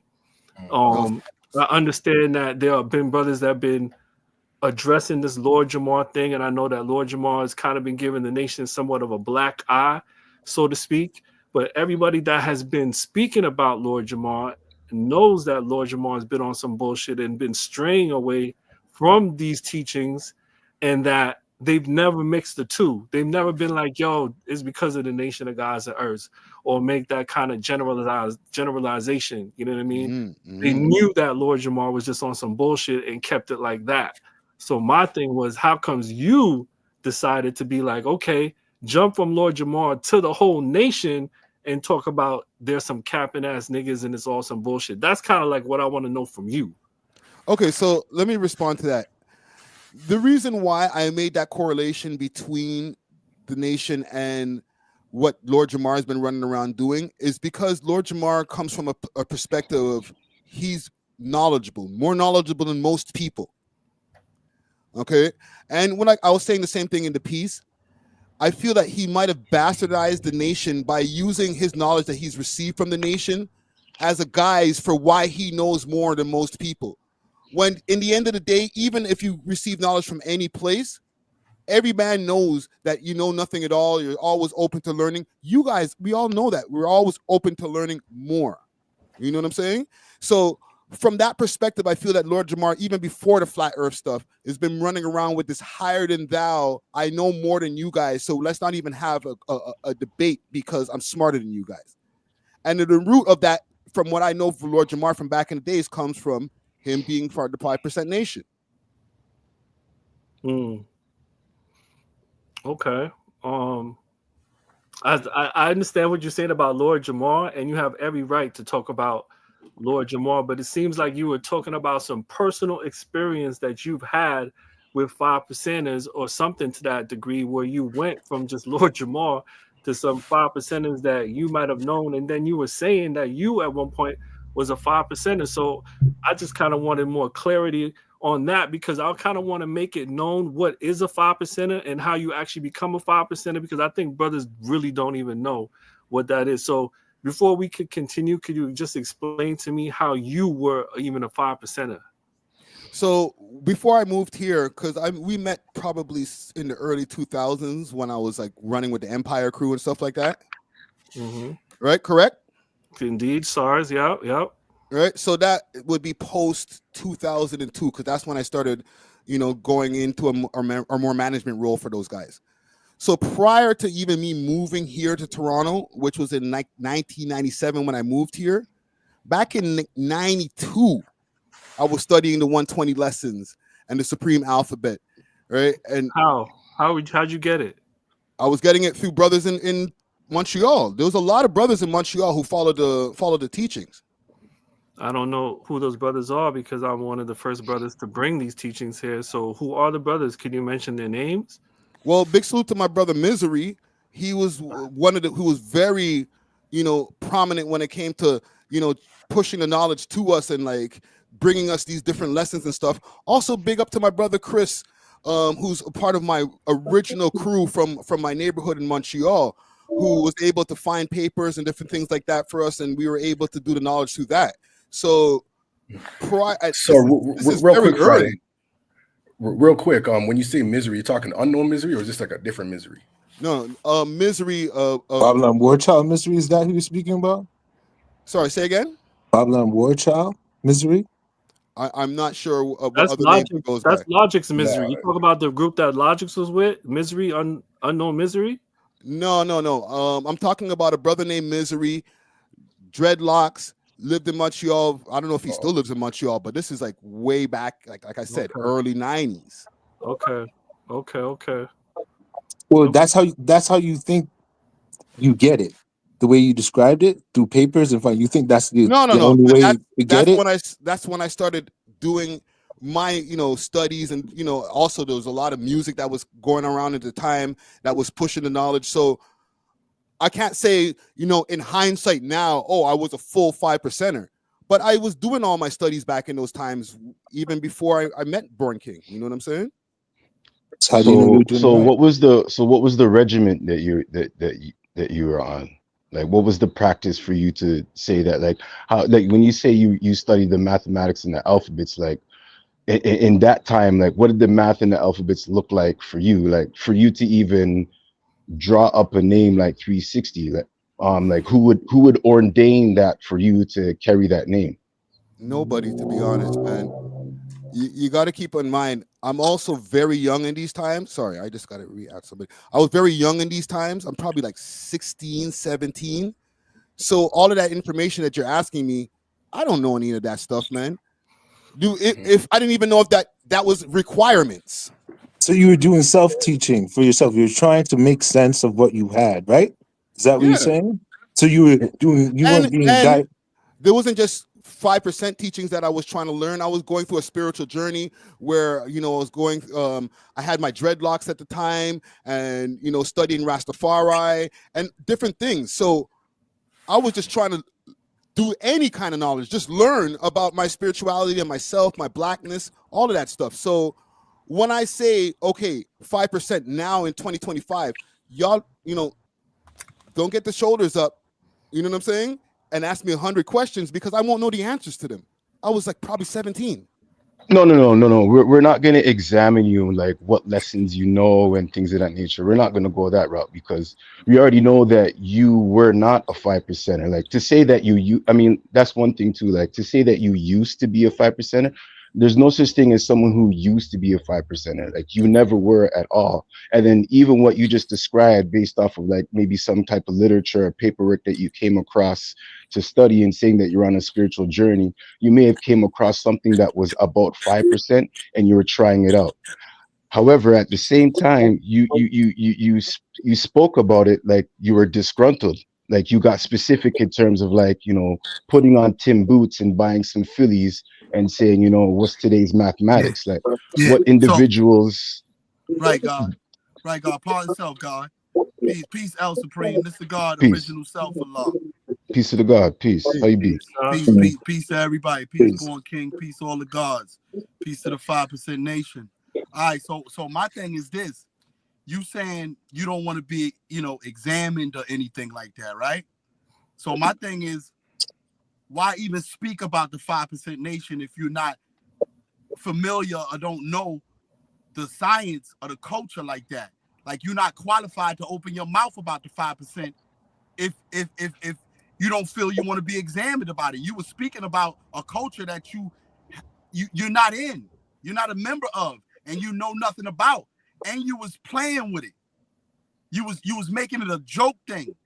You see what I'm saying? So my thing about the situation is, if you not a 5%er, you're not qualified to open your mouth about it. You could have spoke about Lord Jamal however you needed to, you know, speak about Lord Jamal, but you could have kept this nation out of your mouth.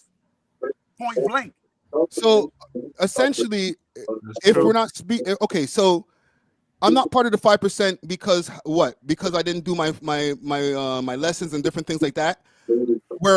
And let me just land this, right?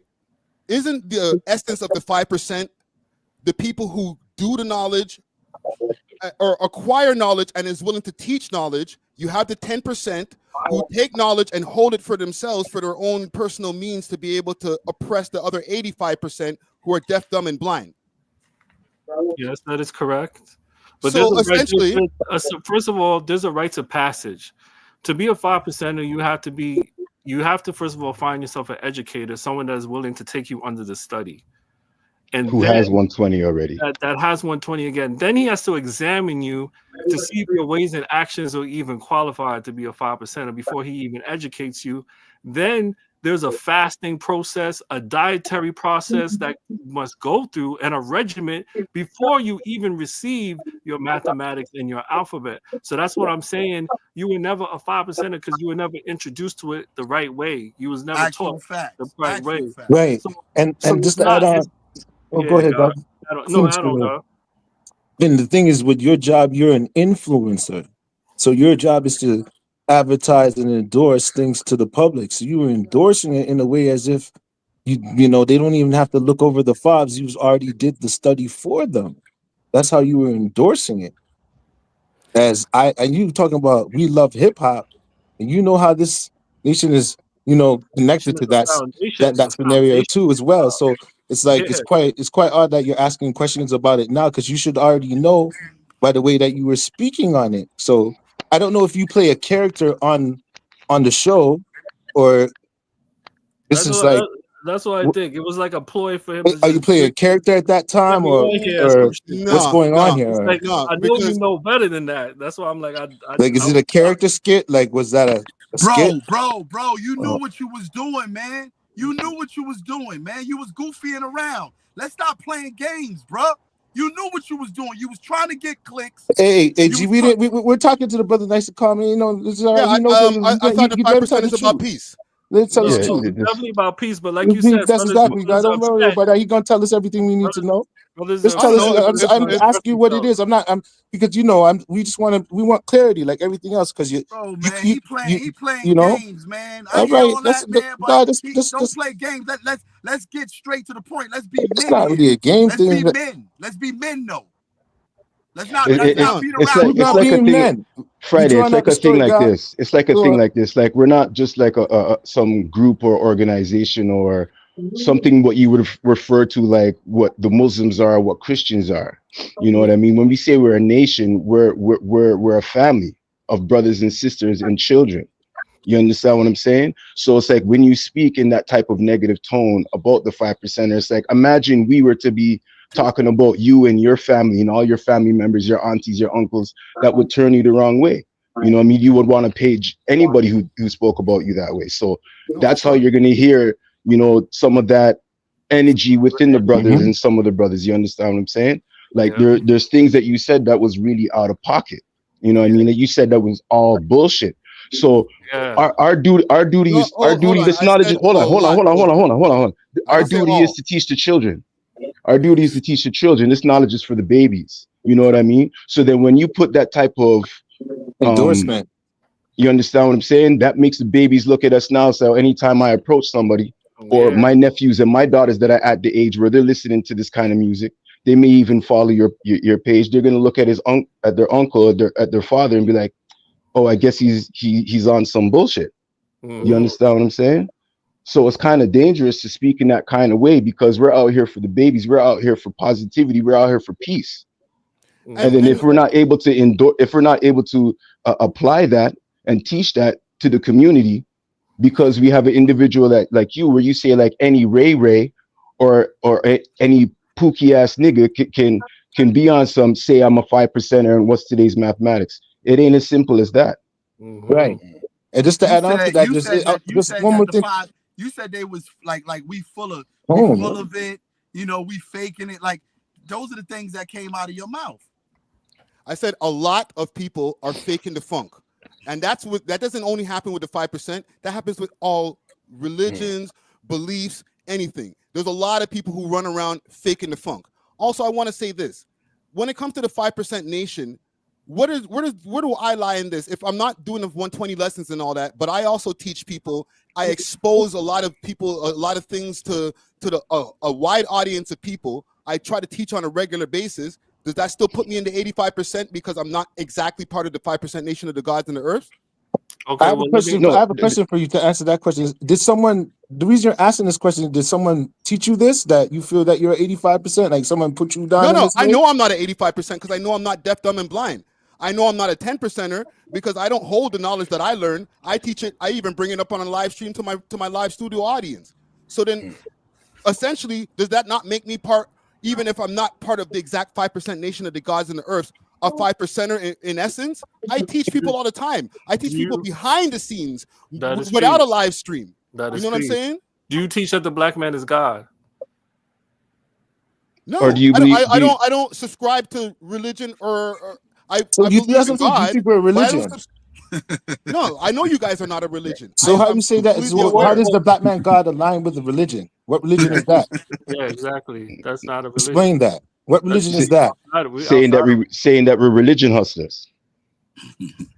No, but I don't have God conversations when it comes to the advice that I'm giving to the youth. So why do you want to put what you're doing labeled under this label? You want to be the same thing you said you used to be on That was a direct quote. You said No, it I'm used saying to be this. right now, essentially, without the 120 lessons and all the different things that Born King mentioned, just from doing what I do, whether it's behind the scenes or in front of the scenes, am I part of the 5%, 10%, or the 85%? Well, let me That's tell you the something. answer If I you're wanna doing know. civil, the thing about what you're doing, right? If we're to judge your whole existence of what you're doing, that would be about you would see that you have a balance of things going on with yourself, right? But it's like if your intent, that's another question. But a 5% is one who I is teach so civilized. much But hold on, babies, a bro. 5% is one who was civilized, right? Anybody Yeah. can be civilized, yes. You know what I'm saying? But Anybody can what be. the Anybody. percentage of First of all, how long? Wait, how long is your consistency of living it out now? You know what I mean? This is what's going to cause the measure now, because you could be just for a couple of moments talking on a conversation like this, and then you could be talking on some different type of conversation like that. You know what I'm saying? So if my job is to bring the if you were civilized, you wouldn't use what made you civilized and talk bad against the civilized. No, What I would say is you do truth. have 85% who also are teachers. They teach. Yeah. Yeah. That's right. Just because you teach don't mean you're not at 85%. The 5% is the poor righteous teachers who do not believe in the teachers of the 10%, for they are all wise and know who the true and living God, and teach that the almighty true and living God is the Son of Man, supreme being, black man from Asia, who teach freedom, justice, and equality to all the human families of the planet Earth, otherwise known as civilized people. That's what the 5% is. Are you that? Yeah. Well, I can't say every single aspect that I, go from that belief standpoint, but I feel like It's I not do a a lot belief. of the same It ain't thing. a belief. We not Feeling, believe. don't deal with See, the belief. word that you use is feel. Feel and knowing is two Y'all gotta different things, calm down. brother. Feel and knowing is two different things. Either you are or you is. No, if I'm not, because you finished it off.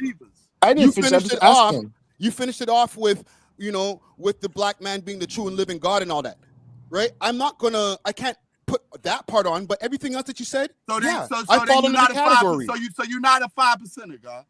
You're not. So if I don't believe that the black man is the true and living God, but I do everything else that's 5% worthy, that means I can't be a 5%. No, again, we don't deal with belief. You know why? Hold on, God. You used the word believe. So how could that's the problem right there, right off the bat? The word believe. What's up with that word? Explain it. Yeah. Because I'm not even here that to means get into religion. Hold on, man. explain what I'm believe. not- I- Well, you no. said that. What's with believe? Believe is what? Explain it. Define it to the people. What's believe? You deal with a belief system. We I deal with actually don't. knowing. I really don't. I actually really You have a don't lot know or of you struggles believe? when it Which comes to one? my spirituality that I don't really talk about on air, right? Whether sometimes I even believe that there is a God or not, or heaven or hell or any of that stuff that people be talking about. Well, you say when know you're what I'm on saying? here, so you're playing I'm not someone. gonna You're playing a part subscribe. when you're on So, here for the people, let me right? That's what finish. you're saying, right? No. Can I land? Oh. So when it comes to any belief system or any kind of organized of anything, I don't mess with that, period. Whether it's religion, whether it's sects, whether it's groups, okay? I find my own connection to my God however I do it. You know what I'm saying?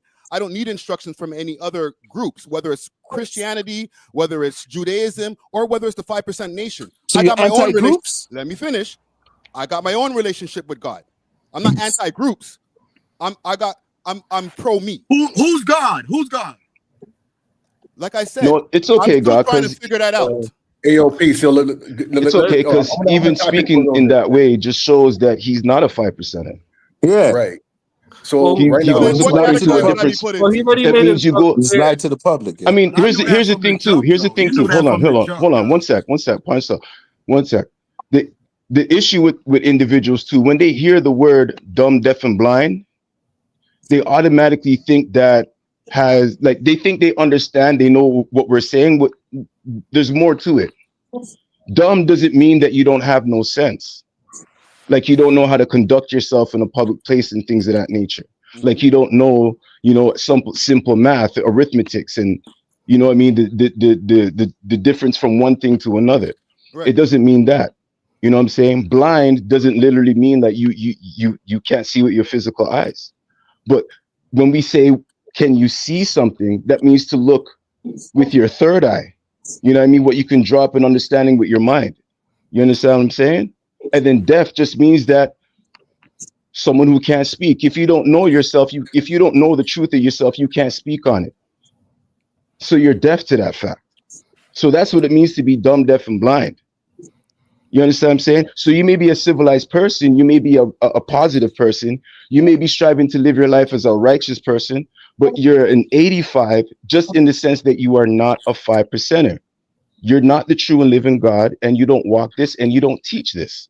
Yeah, but I've also hold on. How are you going to claim to be something that we are, and you're not of this? This is something that we state. We state that we are the 5%ers. I'm not going by. So how could you claim to be something that you're not a part of, but you want to favor one part of it and say, yeah, I'm this? That's not how it works.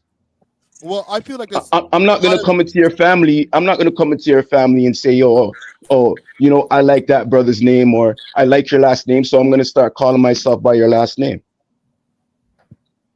There's a lot of different paths to get to the truth, right? So if I'm not taking the exact path of the 5% nation of the gods in the earth, is my path to the truth not just as righteous or not just as much truth as I'm trying to find? Of course. Nobody was saying nothing about that truth. You remember, you was giving instruction to people about what we need to do as a nation after skimming through our truth. So you was directing the traffic. So now you backstepping now. So it's like you playing different type of funny games with Reddick. So I listened very well to what you said. So it's like, you know, I don't understand how you be back weaving, you knowing and not knowing at the same time. Which one is it? I know myself, man.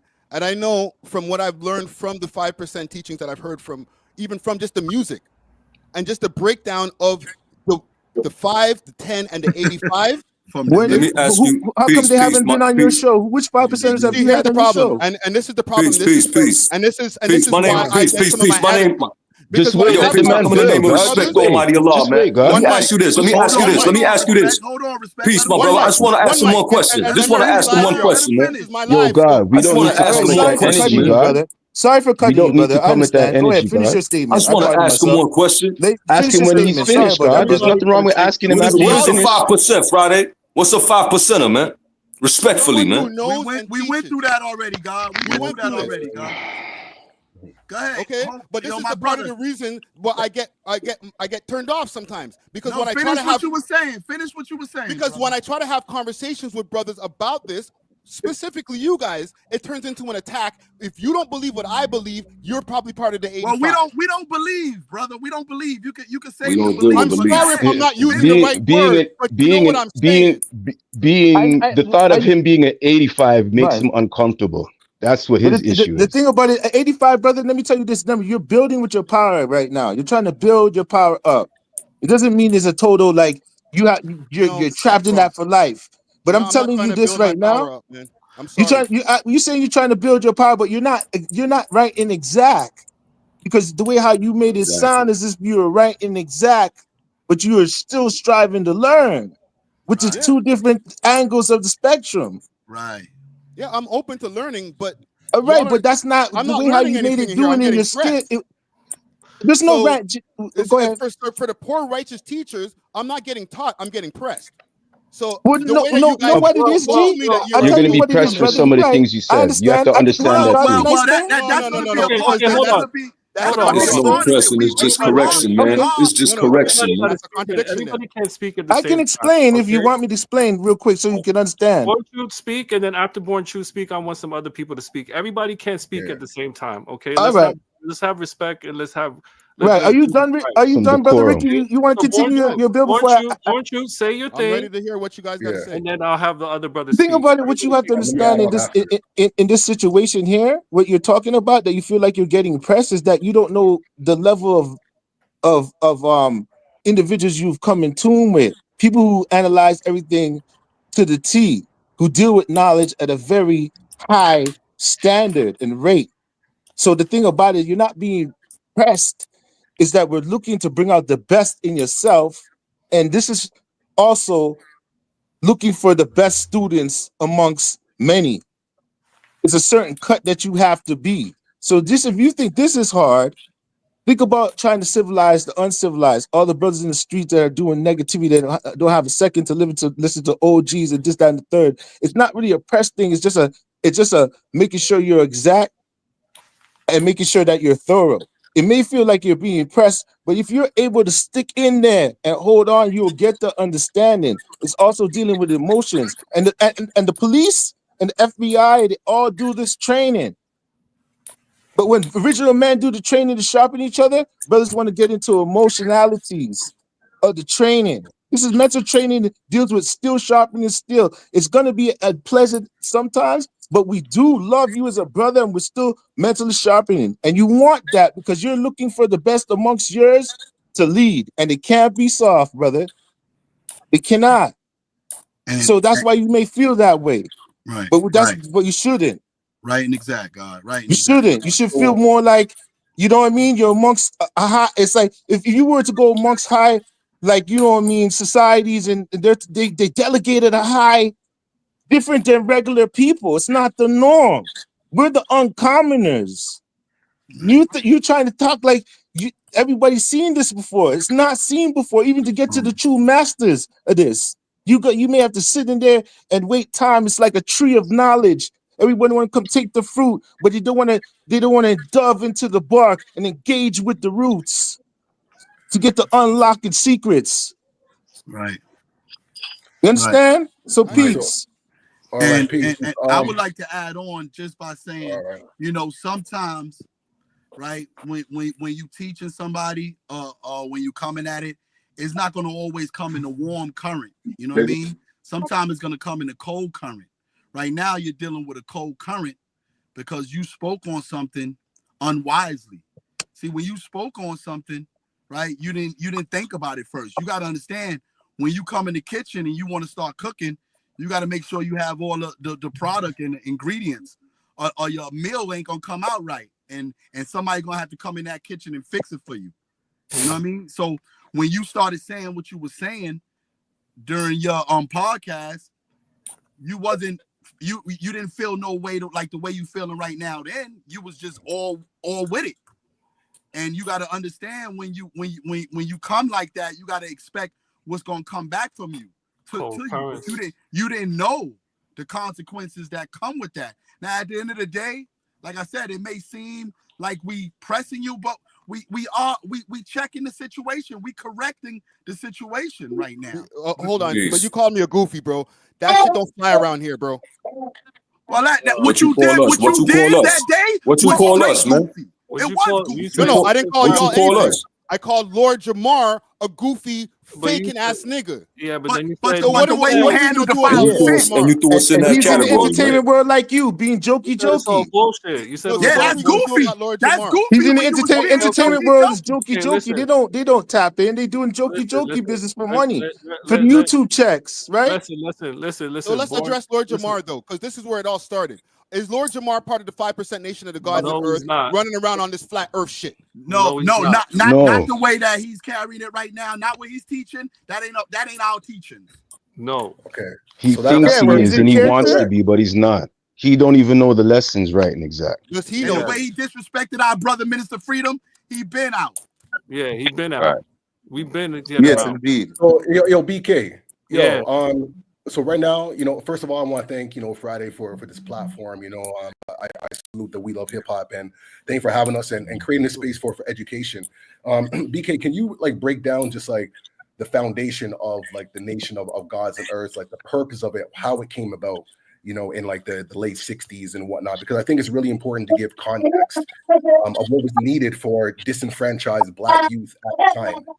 You know what I'm saying? And still to this day, and how that has evolved over time. But it's really important to understand the root of it and why terms the Black man as God was very much necessary to empower the self-esteem of the youth who were constantly disenfranchised from segregation, civil the eras, right? God, build, man. I'm just saying, because you know what it is? It's we're on a platform, right? And there's people who do not understand what the hell we're talking about, you know what I mean? So we have to keep that in mind to also make it plain for those to understand. So it's important to go back to the foundation, You know what I'm saying? To give context, like, because the language that's being used, man, like people won't even understand what's going on, man. But we have to give context to the foundation as to like why things are so rigid, why things are structured in a particular way. You know what I'm saying? So BK, man, if you want to just give like a quick short summary of that, you know what I mean? Like the foundation and the purpose and why this was necessary for Black youth in particular. Indeed. Peace, God. And just real quick to say, pardon self, God, just real quick to say, a lot of rappers that claim to be 5% are not really true in living. They're not true to this culture like that. Well, go ahead, God, add on. Peace to the God.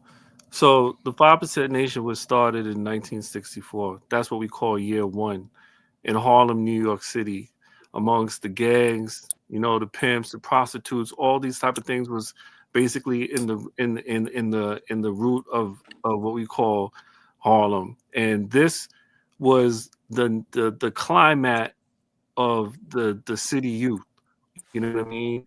And the father scene coming out of the Nation of Islam. I know a lot of brothers think, you know, you was using the term 5% Nation of Islam.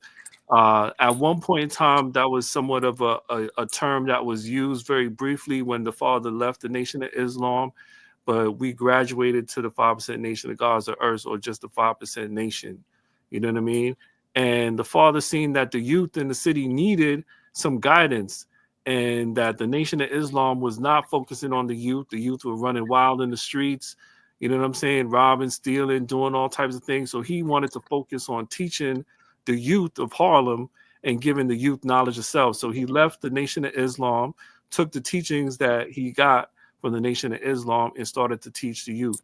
You know, he found Black Messiah. That was one of the firstborns that he found. He found Al-Salam, firstborn prince, Uhuru, you know what I'm saying? Bismi Allah, Akbar, ABG number 7, you know, Al-Jamel and Kahim.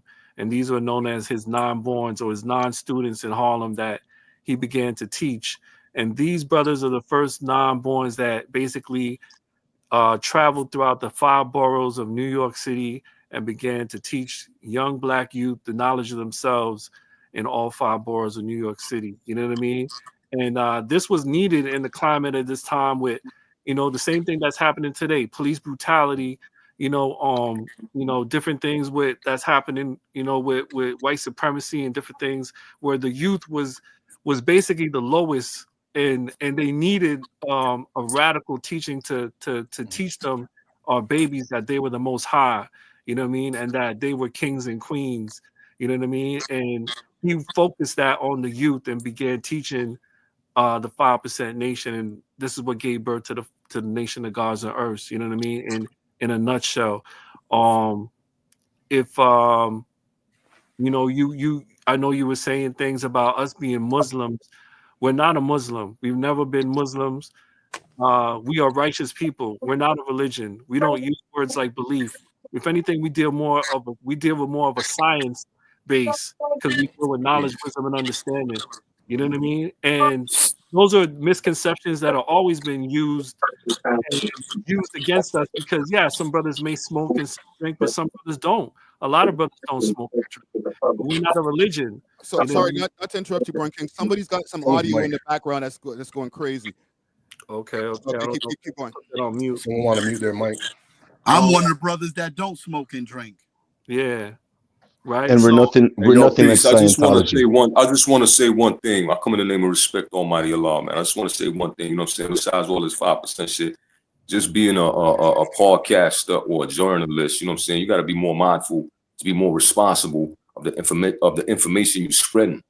You can't just get on your platform with a bunch of people listening. You just say anything you want, you know what I'm saying, or what you think an organization or a group of people is without having a proper knowledge, wisdom, and understanding about them. You know what I'm saying? It's very irresponsible of you. You know what I mean? So I'm glad you're cleaning it up now, but the knowledge should always come first, man. Do the knowledge and the research first before you do the wisdom. That's all I want to add. And I received that and I respect that. I also want to mention this. This is the final chapter, or the way that we can cap this, because I had made an apology video a video ago where I was also using some of my terms wrong. I was saying 5% Nation of Islam a lot and stuff like that. And this is part of the reason why I wanted to do this as well, because even in my apology, I was using a lot of wrong terminology. and I was like, I don't like the way it sounded. I was cool with the way I apologized, but I wasn't cool with just some of the verbiage. And I feel like that's also very disrespectful by using wrong verbiage. So this is a big reason why I wanted to have this, besides the correction, so that we can learn and teach the people what some of that verbiage is and what, where it comes from, and what Born King just explained with the Islam connection and where that changed. Like, this is stuff that not only I need to know, but the people need to know. And that's why we're here. And that's why I'm happy that we could kind of get to this point where we could come to an understanding and bring clarity. I see some of my brothers. I see Allah Infinite from Allah School of Mecca YouTube came on here. Infinite, could you build real quick on just you dropped a video about Lord Jamar definitely not being a part of the nation. This is also what this is about. Can you address some of that? And also check out his video called The Misunderstanding of Lord Jamar that has been released. And just introduce yourself and build on some of the things that we was addressing here. Peace. My name is Allah Infinite. As my brother just shared, I run this Allah School in Mecca. I put out content. I travel around the world to build with brothers and sisters all around the world to communicate, and also to bridge the gaps. There is a lot of misunderstanding out there in the world in terms of what we teach and what we're about. I use my platform to make some of those corrections. As you saw with Lord Jamar, he was somebody who was influenced by our nation, and but he veered off. And in him veering off, we were just pointing out where he was veering off, and why what he was saying had nothing to do with what we was teaching. So and that's just really the gist of it. And I think you caught on to that, and you was trying to create content around the Lord Jamar thing, and in that you made some errors, you made some mistakes. I saw that you corrected some errors, and that's what it's about. Just correcting the errors. You know what I'm saying? Proper education always correct errors. No, well said. Last couple of questions before we close this here, right? Besides Lord Jamar, do you guys feel that there's anybody else that's been out there that's been bastardizing the name of the 5% Nation of the Gods and the Earth? Oh man, there are some people. I'm not really sure that this would be the platform to really address all that. Right. However, this is something that we deal with, and it's about us coming together, really, us as a family coming together and making sure that those things are addressed properly. Can y'all just build on the Gods and Earth's influence on hip hop culture, especially when we talk about the golden era, because this is the We Love Hip Hop network, right? So where y'all can make that connection, so folks who haven't done the knowledge can really see the connection of how significant and important this is. And to add on to what Logic was saying, also the definition of gods and earths for the people who don't know. Definitely. Well, you that's your the gods and earths. Okay. Expertise. In terms of hip hop. We first of all, the foundation of if we're gonna take it to Kool Herc, who would be one of the founders of this hip hop culture. Even Kool Herc was also a 5% or affiliated with the 5% Nation. Someone's phone's going crazy right now. Someone put their mics on mute for a quick second. Yeah, the very important information. I want to make sure that people get it. You feel me? So. The very fabric of hip hop culture. I always say the fifth element of this hip hop culture. If it's DJing, breakdancing, graffiti, and b-boying or knowledge of self. I feel like knowledge of self is always not mentioned or definitely left out of the equation, especially in this day and time with a lot of the hip hop music that is going on is very dumbed down and very, what we would say 85%ish. So the foundation of it, like my brother Logic was talking about, when we have brothers like Rakim and Big Daddy Kane and, Poor Righteous Teachers, and also, Brand Nubians, who was one of the foundational brothers that was representing the 5%. These were core brothers that, you know, came amongst the gods, and what you need to understand too, and my brother Infomega mentioned it in his misunderstanding of Lord Jamal. What seems to happen is that, you know, gods will come amongst us, build, you know, for a certain time, and then they may, you know, pursue their music career, blow up, and they want to represent the 5%, or they may be, you know, 5% sympathizers, but it doesn't mean that they got their whole 120. It doesn't mean that they completed their studies or anything like that. You know what I mean? They could have just came amongst the gods, said, okay, this is a black movement. I'm a black man. Okay, let me represent this. And then they represent it and don't represent it right. Some people do, some people don't, you know? So you really got to watch their ways and actions to see if their ways and actions really coincide with what they're saying. You know what I mean? To really judge a brother and be like, okay, yeah, this is a 5%er because what he says is what he does. And when we say word is bond, is what we're talking about. Is his word bond, you know? So yeah, there's a lot of these brothers I came up under, you know what I mean? And, you know, just to even give a little history of myself, you know, I came into this with, you know, studying Rakim and, you know, studying Big Daddy Kane and listening to the music just like you, and started to study what this nation is about through the hip hop. And that's what made me decide to go to Mecca, you know, and do my research and go to the headquarters and study amongst the gods, because I realized some of the brothers that I was around was religious terms and shit. Funk, you know what I mean? There wasn't really on it like that. There wasn't real brothers that was really on it. I think with them, it was more of a hip hop thing. And a lot of people see it as a hip hop culture, but it's not. I understand the hip hop is like the vehicle where a lot of people may get it. You know what I'm saying? But if you really want this, you have to actually separate the hip hop from it and actually do the knowledge and see it for what it really is, which is a nation, and it's a culture that has guidelines and checks and balances and principles, and, you know what I mean, certain things that have to be lived out. Qualifications. You know what I mean? Requires a lot of studying. So when you go, when I went to the school, I was examined, you know. I'm coming from Canada. They wanted to know why I come. I want the knowledge of myself. I want to learn, because some of the people that I met were saying that they were this and that, and I didn't really see that in them. You see what I'm saying? So I had to go get the knowledge, you know. And when that's the thing, partner, that's the thing. Like, you're not gonna really get this from hip hop music. Right. You know, hip hop music will spark you. You can get a spark.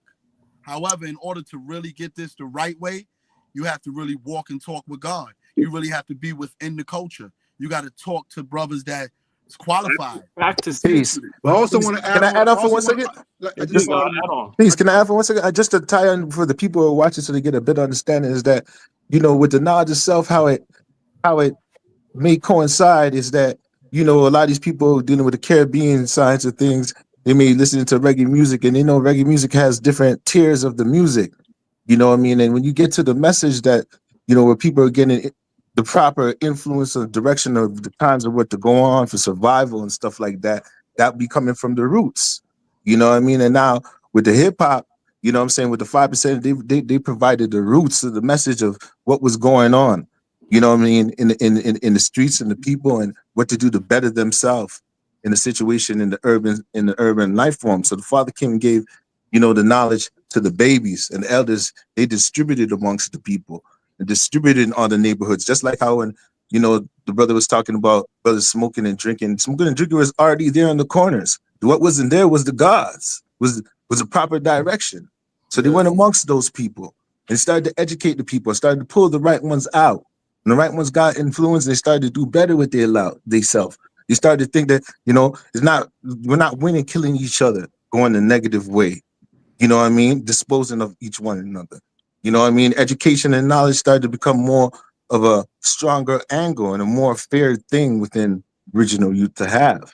It caused fear, you know, which caused strength, which let us know that's the right direction and things we should do. And people who were dropping that in their music, they was bringing the light through the music. You know what I'm saying? And that's the light. That's the light of the truth, which is going to hit north, east, west, and south. You know what I mean? About who the original man is, about who we really are here. So that's an example. Peace. So peace. Let me I just want to add on real quick though. You know, I would just suggest that, no matter what, you be careful of your entertainment, right? You be careful of what you entertain and always examine it. God used the word examine, and that's very important in our culture, is to examine your entertainment, examine your relationships, examine, you know, whatever that you may be dealing with. You know what I'm saying? Because there's hidden ingredients. So when you deal with it, like you might have seen some of these rappers and they might have come across a certain way. They might have been, you know, very influential, and you might have, you know, gravitated towards them. Mm-hmm. But the idea is to always examine.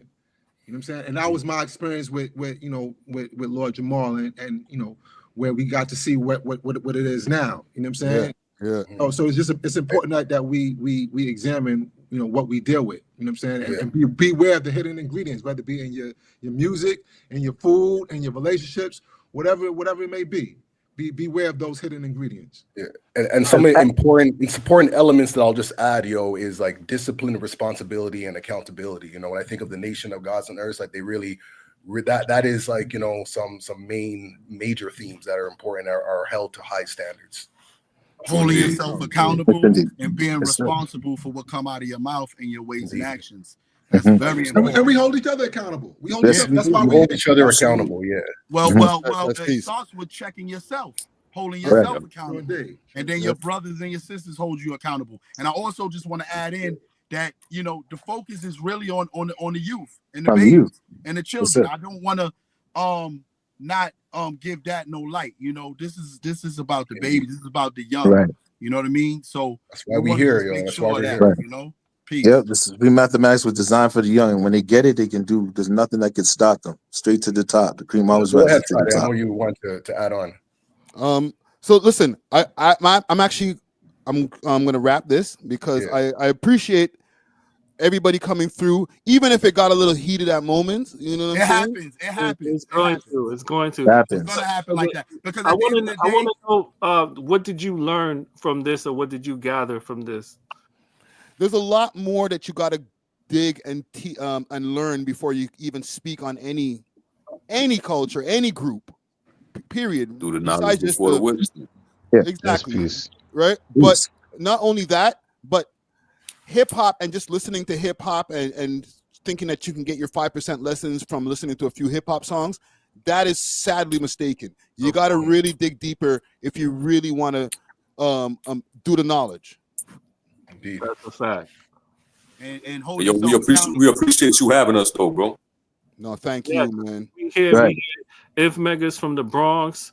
My brother, Original Self, is from the Bronx, and Born Truth or Loss from Steel City. El Supreme is from Mississauga. We Ascension Collective, man. You're a hip hop group that you need to you can't forget about Montreal. You know what I'm saying? Respect Almighty Allah from Montreal, Master True Life. At the end of the day, it's funny you say from Montreal, because he said there was brothers in Montreal teaching 5%. Yeah, that's what I was about to say. I was in the chat, you know, saying about Misery. I never seen Misery rocking no flag. I never heard him speak on no mathematics. I know Misery personally. You know what I'm saying? He was in one of my videos. MTO Anthem back in the days in 2005. Can we get another live official apology? Can we get another live? Yeah, can we fix it? Are you gonna go ahead and give another different apology after this? You know what it is. You know what the first one wasn't sufficient. Yeah, and can we get a live official apology to the 5% Nation? I'll just say this. A lot of brothers. A lot of brothers do this. They think because they get across some lessons that they 5%, and it's because it's miseducated. They're misinformed, they're miseducated, and then it makes you believe that you was a part of something that you was never a part of.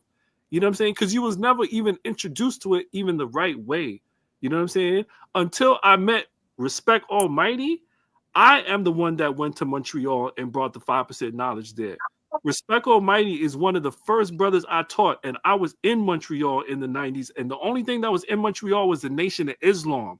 That was and expos when the firstborns went there back in the day. Then the elders went there. That's the first. Right. That's the first. The key mathematics, indeed. You know what I mean? Yes, that's right. So let me do this. Once again, I'm going to apologize. I'm going to give a proper apology, not just the wild, loose terminology I was using before. Apologies to the gods and the earths. You know what I'm saying? And the babies. Yeah, because we educate the babies. We want more babies to get education in this. You know that, right? And let this be a True. lesson that if you're speaking on any group, and I'm not going to say, and especially the 5%, no, on any group out there, Any right? group. Any group. Come from a point of education before you start going crazy on rants. All right. For any That's all. podcasters out there who might be trying to take the Friday Ricky Dread rant route and just go on crazy rants without doing the knowledge, this is what ends up happening. You know what I'm saying? You do get to do more knowledge, but if I was one of those closed-minded people, I might have got my ass kicked on the road or some shit like that. I ain't gonna lie, bro. Basically, this is what happened when you put the wisdom before the knowledge, man. Giving you a mental ass whipping. I'd rather the mental ass whipping. right? And remember, even your co-hosts, let them know we teach all the human families. You don't got to worry like that. All the human families getting taught over here. Yeah.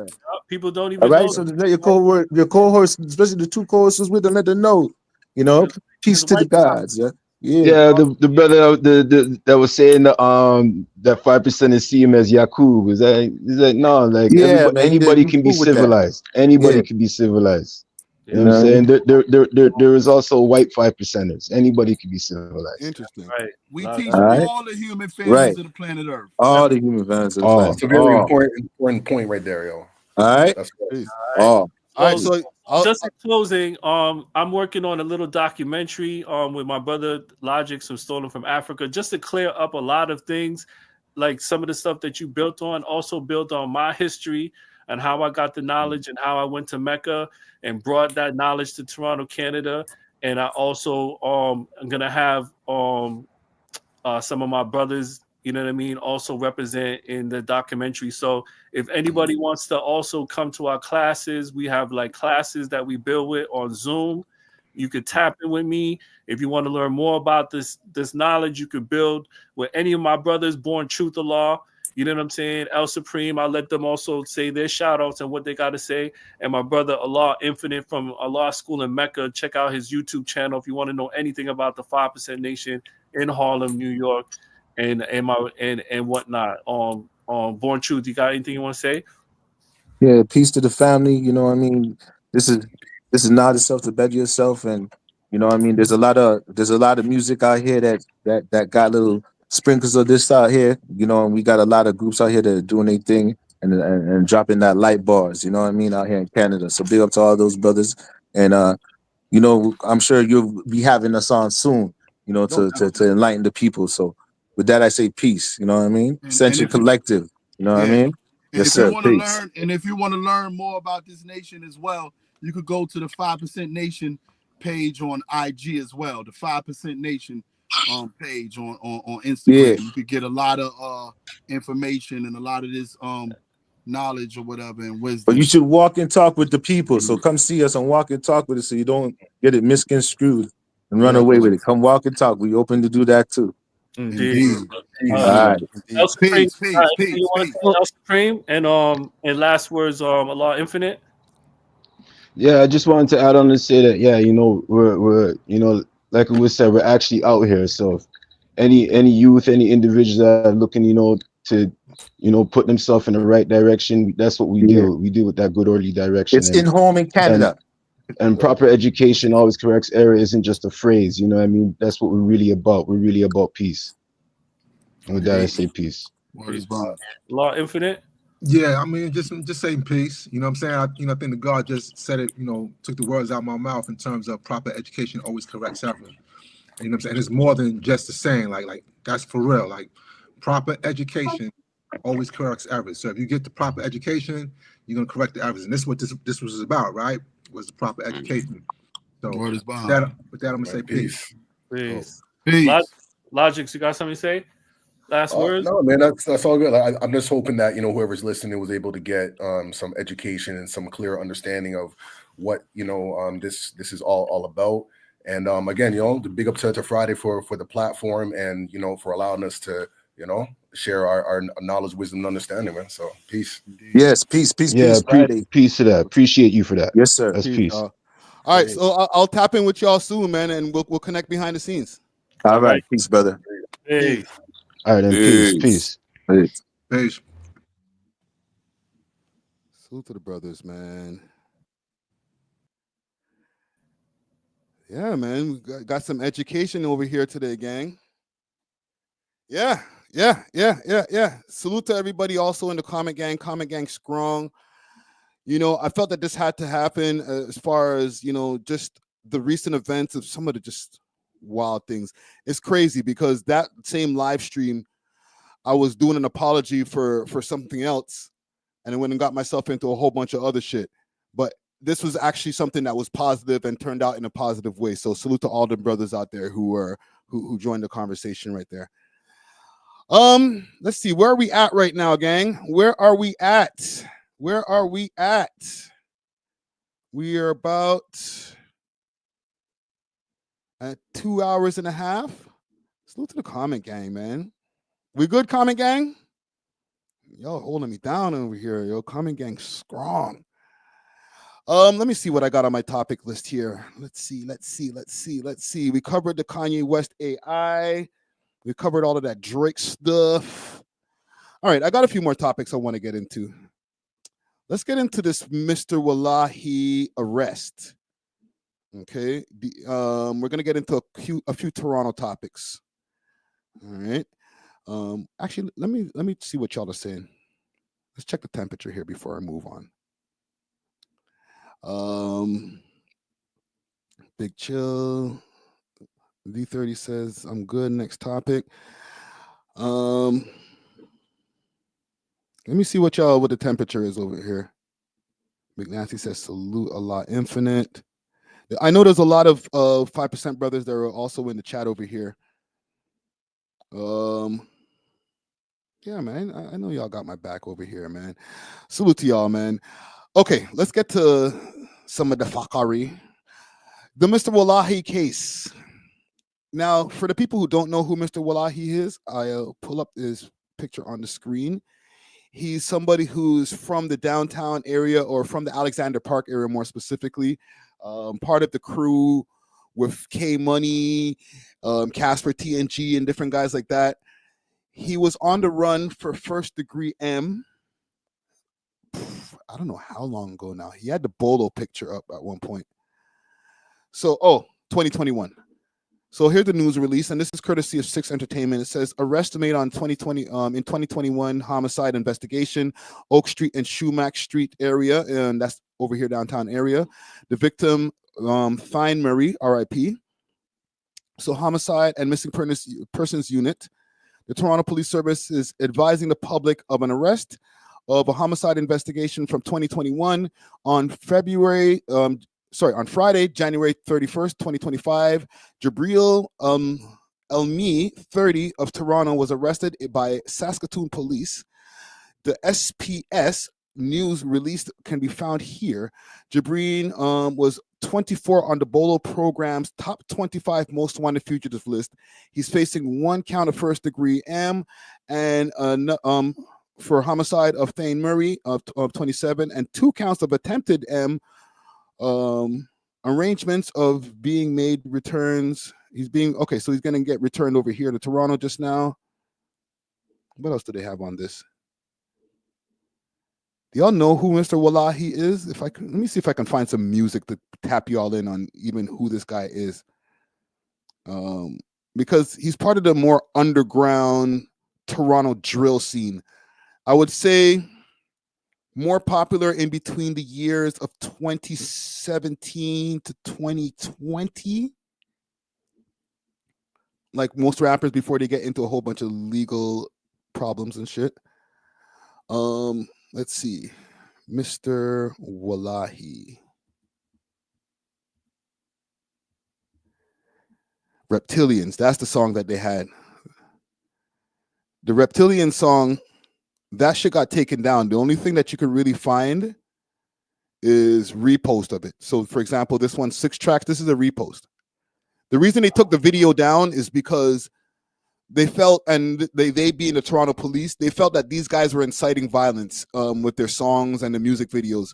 Also, another person who fell victim to that songs being accused of inciting violence was another gentleman by the name of Rolex Hami, who's currently incarcerated. So, yeah, these guys, they've been in a lot of shit. Giving out headshots until the time we about to look up in the back streets. This is not Mr. That's J Money. Let me see if I can find the Mr. Wallahi verse. No, you a civilian. Cause all my niggas on some bullshit. Catch a nigga lacking, he gon' get a full clip. Bitch, I ain't capping. Won't make that. There's only so much I can play of this too, because I'm sure that there's have an 18 over on this shit. Nigga famous, and now I'm pissed. I gotta get rid of my stainless. If you ain't killing niggas, then you ain't speaking my language. Yo, that's blatant. Man said, if you ain't killing niggas, you ain't speaking my language. That's crazy. I'm seeing some reports here coming in from Irv Gotti. We're going to get to the Irv Gotti story in just a second, because I wanted to make sure that there was more news coming in. So this gentleman here was on the Bolo program unit. Let's see. Mr. Wallahi Bolo. I'll show y'all what this Bolo program shit looks like. It's Beyond the Lookout is what Bolo stands for. If you didn't know. The Bolo. So this is what the post look like. All right, this is the Bolo stuff. So what ends up happening is that the police will put these guys up on like bus shelters all over the place looking for them, all over Canada. They'll have press conferences where they have a whole row of all of these different people who are on the Bolo program. So this gentleman was on the Bolo program since 2021. Listen, man. RIP to the victim when I see stuff like this. I don't want to get disrespectful, but a lot of these niggas just been out here just wilding out, just doing a lot of stupid shit. Okay? I told y'all in 2020 and 2025, I'm going to speak the truth. I'm not going to hold back shit, man. I've been speaking the truth, but I've been sometimes I hold back. It's innocent until proven guilty, for sure. But when you go on the run for 3 years, bro, 4 years, bro, my nigga, you ain't trying to help the case, bro. If niggas is innocent of shit like that, then they just go into the police station and then they fight the case. All right? I know niggas ain't scared of jail. So when niggas is like, all right, I'm going to go on the run for 4 years. Catch me if you can. And then you're still in Canada? What are we doing here, bro? What are we doing here, B? Niggas is still, sometimes these niggas still be in Toronto, far less more than going to a whole other province like Saskatchewan. All right? I'm not going to mention the gentleman's name who got caught up last year or a year before. Yeah, it was maybe about 3 years ago. One of my favorite rappers out there. I'm not going to say no names because you don't like when I say no names on a goddamn stupid ass live stream with a stupid ass podcast. Right? But they caught this gentleman in Vaughan, which is literally 20 minutes away from Toronto. What are we doing here, B?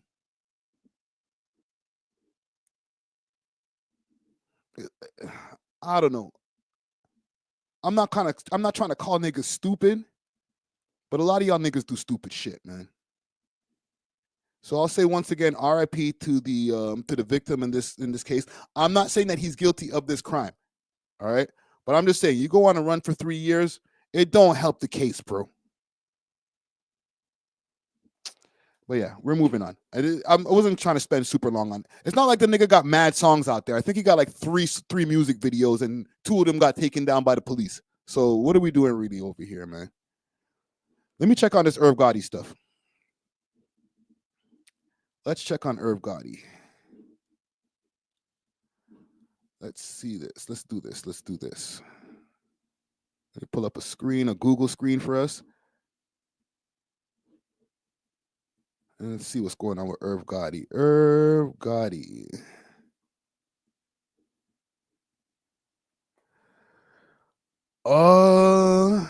So showbiz life for unresponsive after fall. Hold on. Y'all gotta chill with this Irv Gotti RIP, man. I'm not saying that he's gonna make it. You know, it seems like he's in a really bad position right now as far as like what's going on here. Let's see if I could pull up an article. Showbiz 411. Nah, it's not good enough for me, man.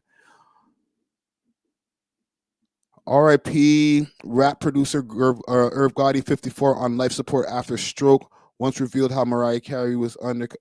Yo, shut the hell up, man. To be honest, if I don't see it on TMZ, I'm not rolling. Okay, so stand down, gang. McNasty said he already passed. Are you sure about that, fam? Cause like niggas be RIPing guys on the internet, and like I posted the other day about OG Mako, and he didn't pass until he did pass eventually, but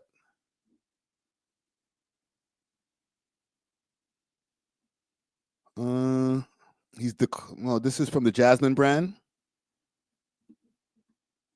They're saying that he's declared, so I guess he's pretty. Damn, bro. The internet don't play, man.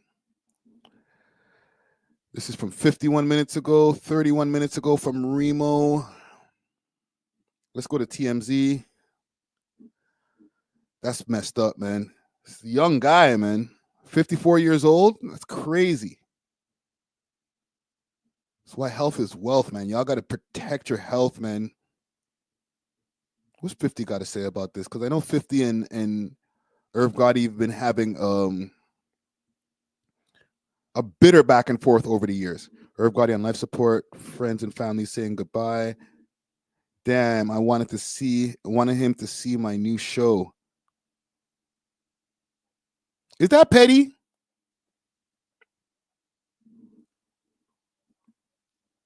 $50 probably feeling bad right now. Like, bro, damn. Actually, 50 don't feel bad. What am I saying? If you're willing to troll this guy when he's on his deathbed, full well knowing that he might pass away, it's just a whole other thing.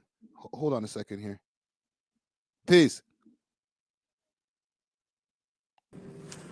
Peace. Peace. Peace, God. I was on with Born King. I missed everybody, huh? Yeah. You missed everybody, man. I caught a little bit of a piece, God. It was a great build, though. No, salute. Thank you for that, man. But yeah, catch us on the replay. Yeah. McNasty said 50's pretty petty. Yeah, bro. This is from exactly 21 hours ago. So you're trying to tell me, one, the man had a stroke, and a stroke bad enough to put him in the hospital, that, you know, there's no way that the guy's going to die. Let me just get my troll off. He'll be all right. Nah, bro, the nigga might die. He died. He's not going to be all right. There's a time for trolling, and there's a time to fall back and be like, yo. Sometimes you just got to let bygones be bygones, bro. Damn, Fifth. Fifth, I hate on a nigga to the end. It's easier to show love than hate, fam. Jesus Christ. Yeah, Act only has this from 21 hours ago. Yeah, I'll go with what the blogs are posting right now as far as him being at the point where he's probably, you know, they just have to pull the plug at this point. But RIP to Irv Gotti. Condolences to his family. You know, Irv Gotti has brought a lot to the hip-hop game. He's introduced a lot of artists to the game, right? So we always have to give Irv Gotti his flowers. Without Irv Gotti, we wouldn't have DMX. Without Irv Gotti, to be honest, we wouldn't have Jay-Z like that. Okay? We're not besides Ja Rule and Ashanti and all them. Irv Gotti was the introducer of many different artists into the game. Produced a lot of people's first tracks. So, you know, even when he started crashing out later on in the last few years, when he was crashing out over Ashanti and stuff, and people were, you know, he was looking down bad. We can never take away the legacy and the things that this guy and the contributions that he's made into this game. right? McNasty said Mike Geronimo. Holy shit, man. For real. Irv Gotti goes deep into this hip hop shit, man. All right? Even 50 got to give this nigga his flowers, bro. Fall back, 50. Show love, man. R.I.P. Irv Gotti, man. Jesus Christ, man. This wasn't the type of news I was trying to hear on the live stream. Damn. What else do I got here? BC rapper released. Do I want to cover that? I got this story here with a BC rapper. That's British Columbia for the people who are outside of Canada. This is a quick update. An artist by the name of Certi. He is home. All right. BC rapper and WAS gang affiliate Certi, who police claim is a suspect in multiple murders, was recently released from jail after the Crown couldn't prove their case. He just dropped a song with 2Baby, who is currently on the run for an M. What is up with these niggas, bro? Yo, I feel like Canada's become a whole crash out culture. This man just came home from jail beating an M. He does a song with another gentleman who I interviewed years ago, Baby 2, who's on the run for popping a security guard in Pickering. Gonna love jail, you know. They down every day. You ever look murder right in the face? He got that tabby DISGRACE. Try to raise the Glock, little bro is gay. Did it all. Do it. I covered another gentleman, that was part of his crew. Let me see if I can pull up his John does it garbage. Damn, rough room, man. Let me pull this up here. Because I did a piece on some of these BC guys and what they got going on over there in BC. They be wilding. This. I think that Mr. Nguyen was T-Sav. That's who he rolls with, a gentleman named T-Sav. The name of the crew, the Wallahi. Right here. There's the connection they were talking to.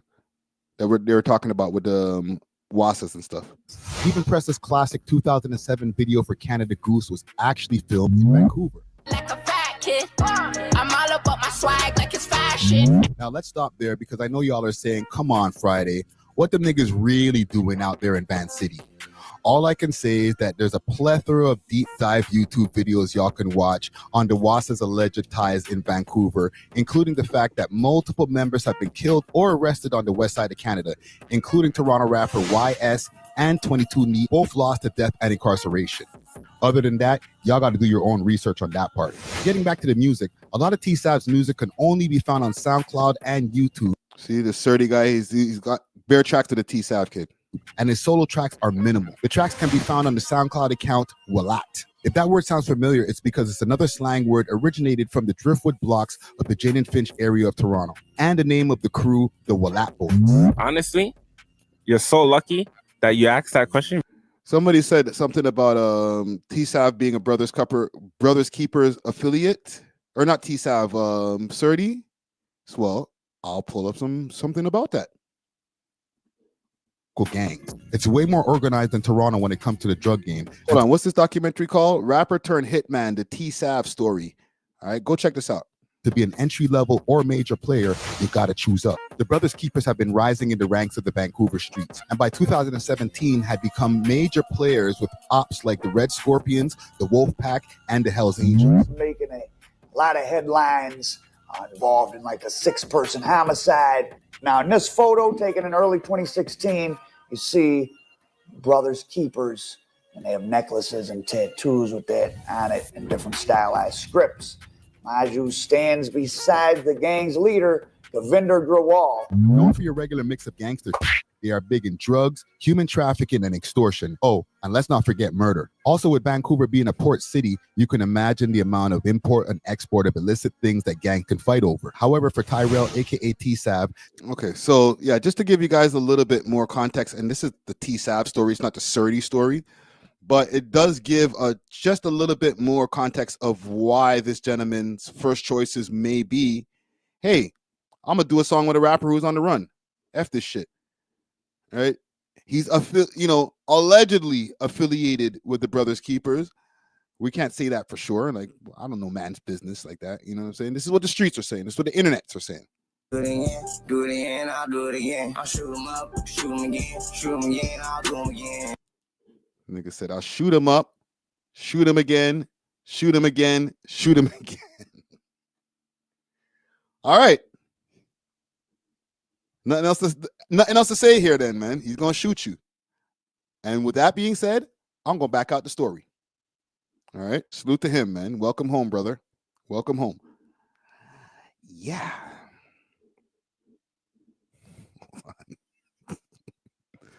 I gotta hear that again. The nigga said, what? My bad, gang. I gotta hear it again. Sorry. I'm sorry. On to the north, it's time for the drill me a call off and know what I'm doing the man. This bitch told me that she on the fucking smock, they ready for two. That's Baby 2 right there. He's got his face covered because on the run and everything. Bullets fly, they dying every day. You're look murder right in the face. He got A.W.O.L. Tariff the Glock, love bro is gay. Did it all, do it again, I'll do it again. I'll shoot him up. Ready? Shoot him again, I'll do him again. I'll shoot him up, shoot him again, do it again, and shoot him again. All right? I'm done. I'm not talking about this gentleman anymore. All right? Salute to you, brother. Yo, bro. I'm telling you, man, this is why I cover as much outside of the scene as well as here in Canada. Because don't get it twisted. These Canadian niggas is crazy. They're psychopaths. You know what? I'm gonna skip a couple of these things here. I want to see what's going on with this Marcus Jordon guy. I'm to be honest, I was gonna talk about this Rick Ross versus Big Meech, but let them niggas beef them on their own. I don't care, man. 50 Cent starting to sound like a baby, man. I respect 50 Cent to the max, but bro, do something else with your life, my youth. Let's see here. Marcus Jordon. Let me see if I can find his arrest. Just quick, fast. I don't want to spend too long on this. Marcus Jordon body cam. Let's see this.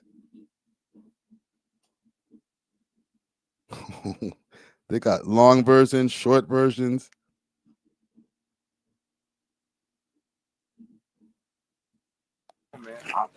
You know, let's start with the most.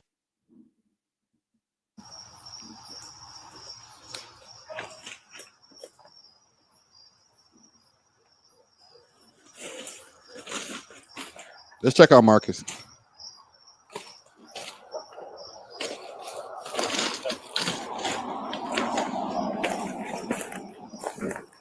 Cool.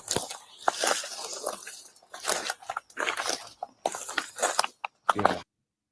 You know the trains come by right now, right? No, I know that's. So, just to give you guys a little bit of context, he's there by the train tracks, him being Marcus Jordon, the son of Michael Jordan. He's by the train tracks. The train is supposed to be on the way, but he ain't moving. All right? He has different things to do. Help us try and reverse this thing out. Well, hang on. You are stuck. Come here. You know the trains come by right now, right? No, I know. That's why I'm trying to get the out of here. Right? I hear you. What's wrong with you, bro?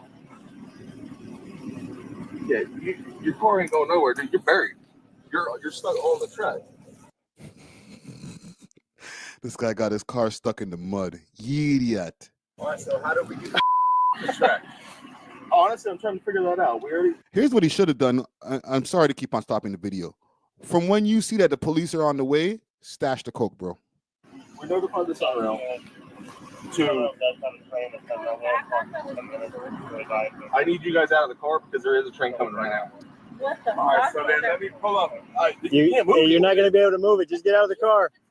You can't. You're buried. They're trying to save your life, my youth. You're buried, bro. You can't go nowhere. You're buried. But there's a train At least to the less right. than 5 minutes Try to away. the right. All right, so then you want to get hit by a train?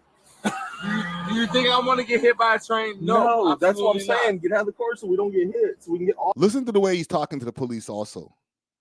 off this thing. Baby, try to the right. All right, get out of the car. Okay. Get out of the car. Okay. I got to order you guys out. Get out of the car, both of you guys. Come on.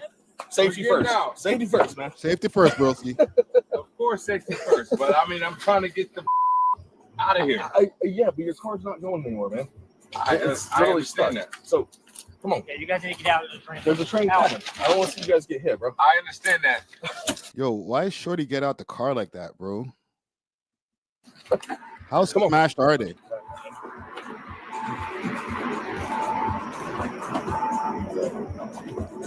Listen to the music they're playing in the car. That's coke sniffing music right there.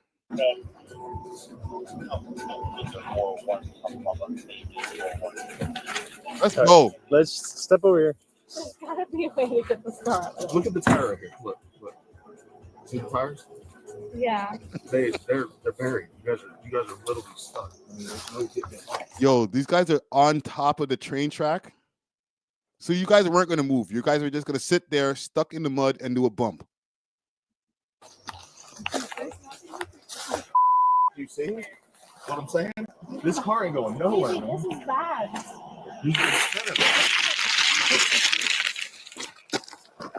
Okay. You see what I'm saying?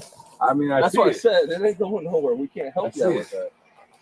We got the Sunray. We're notifying them to see if they'll stop, but they got one coming right from Sanford. Look, he can't even stand. I mean, I feel like we got 1, 2, 3. Y'all see that? He's not even standing straight. Watch him. Without the volume. Watch him. Watch him. Watch the way his body's moving.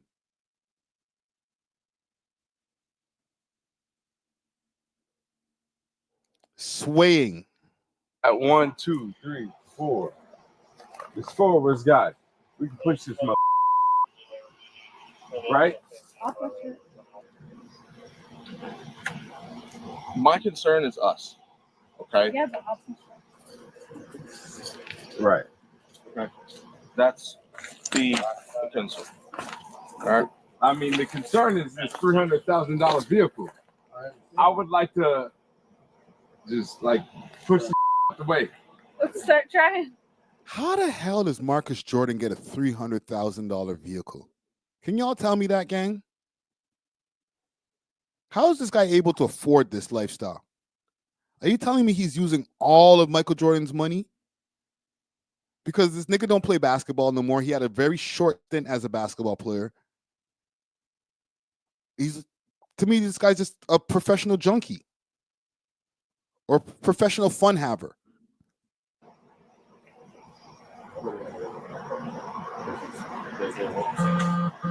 Wow, and he's wearing a Jordan hat. Oh my God, free merch from dad too, bro.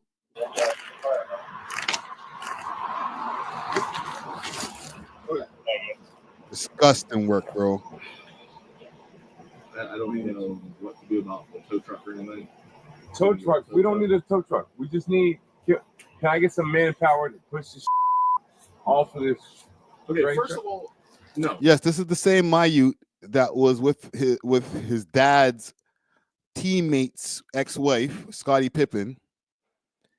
And then remember, y'all, just the other day, the last time we reported on Michael Jordan's son, Marcus Jordan, he was at some resort eating watermelon, doing a line, watermelon line, watermelon line. You know what I'm saying? In that order.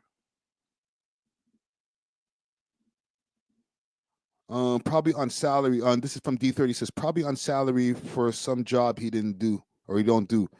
Yeah, his dad just has him on papers. Because I'm not getting you back behind the wheel. Why? Because you're drunk, bro. This just happened right now. We thought we were making a right, and I turned onto the train tracks. Apparently, I'm trying. Yeah, We're not getting back in the car right now, okay? The reason why, yeah. So His words sound slurred. You don't. The more he talks, the worse he's making it for himself. He's digging himself deeper in the car. Do me a favor, keep your hands out of your pocket. Yeah, yeah. Keep your hands out of your pocket. There's nothing in my pocket. That's all. I'm gonna pass you down and look at that. Put your hands up in the lower. Man, you know, bro. I'm Marcus Jordan. I'm Michael Jordan's son. I'm not doing anything wrong. I'm just trying to get home. Yo. No, you didn't, my nigga. No, you didn't. Who are you? Say it again. we're not getting back in the car right now, okay? The reason why, yeah. So do me a favor, keep your hands out of your pocket. Yeah, man. Yeah. Keep your hands out of your pocket. There's nothing in my pocket. That's all. I'm gonna pass you down and look at that. Put your hands up in the lower. Man, you know, bro. I'm Marcus Jordan. I'm Michael Jordan's son. Okay. I'm not doing anything wrong. I'm just trying to get home. And I made. Why are you calling the man's name when you're up to bare fuckery, bro? Why are you calling? Yo, fam, if that was me, fam, I'd be like, yo, bro, don't call my name anytime you get up in your shit, man. I don't want my name attached to you. There's bare Jordans in the world. You don't have to put this, you don't have to specify Michael Jordan's son. You know Michael Jordan, number 23, Chicago Bulls, that Michael Jordan. Like, my youth, don't involve my name with your name when it comes to you and cocaine and crazy chicks. Made a wrong turn. Okay. And clearly, disgusting. We would just like to get our car off of the train track. It's which true. we were I not can trying to be confirm. on.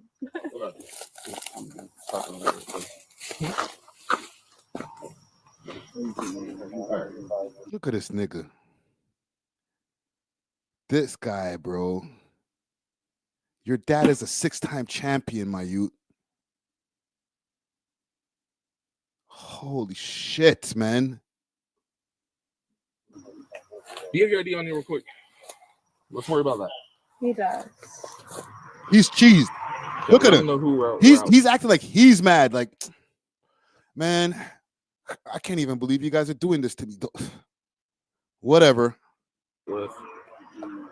And then we'll. Did you have an ID on you, ma'am? Yes, of course. Oh my goodness gracious.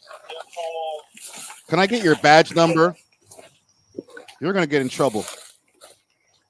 Yes, sir. Thank you. I mean, I apologize. This is not. They didn't even find a yayo yet. Put it this way. They didn't even find a yayo yet. Hold on. By design. You hold this real quick. I got it. I got it. I'll hold it for you. We're just trying to head home, man. I live in Dr. Phillips. How did you manage to get on the train tracks, man? Honestly, Okay. I made a left and I made a right and I made another right, and here we are. Okay. Nigga, shut up, bro. You sound drunk. Where are you guys coming from? We were at a couple of venues tonight, but I'm just trying to get home. Of course. Thank you. Well, we got a tow truck on the way. We really need a tow truck? He's getting pissed too. He's like, bro, I'm just trying to get home, bro. I'm trying to smash this thing, bro. What's wrong with you guys, bro? Yeah, we're gonna have to walk through here. We need a tow truck? Really? Yeah.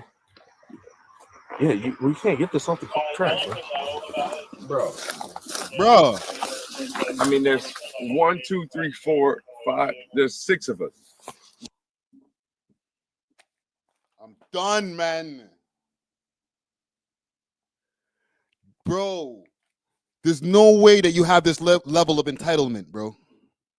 You're talking to the police. You have drugs in your pocket. They're trying to give you a solution where you can just walk away, take the tow truck and go, my youth. This pussy has the audacity to look at these guys, grown-ass police, and say, yeah, we can't get the. Say this shit again. To get my car off of this train track. I didn't realize that this was a train track. Look what he said, this belligerent asshole.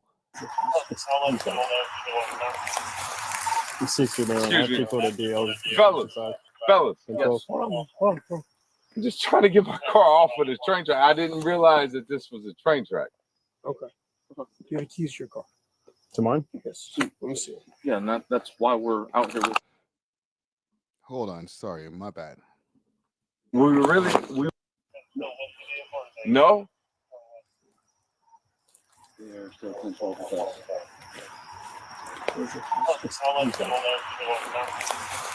It's 60 now. Excuse me. For the deal. Fellas. Control. Yes. Hold on. I'm just trying to get my car off of this train track. I didn't realize that this was a train track. Okay. So whose fault is that, my youth? To mine? Yes. Let me see. Yeah, and that's why we're out here with you right now. I know. Because I've been spinning tires. We see people walking on train tracks, and there's possible trains coming. Okay. Trust me, I understand that. So these guys are trying to save his life, and he's getting pissed at them with cocaine in his pocket. The quicker we can move this, the better, right? I'm telling you, we He's giving them orders now. cannot push this car off the track. There's no possible physical way in this universe. Like once you guys hurry up and get my car off the track. Okay. I mean, I'm just saying, if there's 6 of us and we throw this thing in reverse. Well, I've already got concerns for your level of impairment, anyways. Okay, so that's why. Tristan Mayer says Potlord was talking crazy about you on his last stream.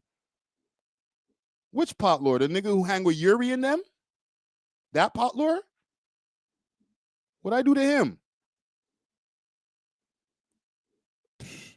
Send me the clip, bro. We'll react. We can react in real time. Send the clip. Send the content, nephew. Because I can smell alcohol coming from you, and you're on the train tracks. Okay. So come on, man. Just listen to me. That's why I don't want you back behind the wheel, anyways. Okay. I'm fine behind the wheel. I just would like to get my car out of this. We'll deal with that after this. Okay. We'll deal with that after this. But that's why I had to get you out of the car. Okay. Because I hear spinning tires. I hear slurred speech from you. You're driving on train tracks. I'm not slurring anything. And oh my God. Okay. I'm letting you know. I have concerns. Okay? Well, I appreciate that. Driving a vehicle. I can't let you back behind the car and drive a vehicle. I appreciate your concerns. Yeah, I don't want. But I am not inebriated. I'm not anything that cannot drive home. 90464. The thing is, my job is to keep everybody safe. I'm not familiar with this area. I made a right. I thought I was making a right onto the highway. I made a right onto the train track. Bro, you're going to jail, man. Let's get to the coke part. I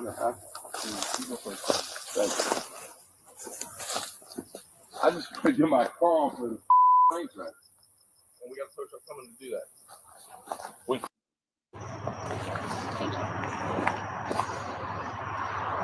Okay, hold on. Maybe it's over here.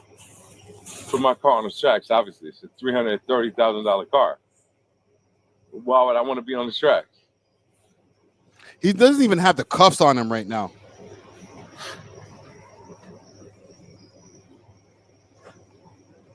Keep in mind, all of this time, he's not arrested yet. Like, bro, you could have played this so differently. When did they get to arresting this idiot? All right. Come on, man. Like, what the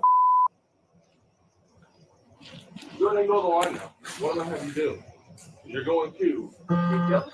Feel toes touching. Keep your arms down by your side. Can you show me? I am. I didn't see. Sorry. Feet together, arms on my side. When I tell you, you're going to raise 1 foot 6 inches off the ground like this. No. See it. Yeah. You're going to point your toe away from your body and make your foot like parallel to the ground. Okay.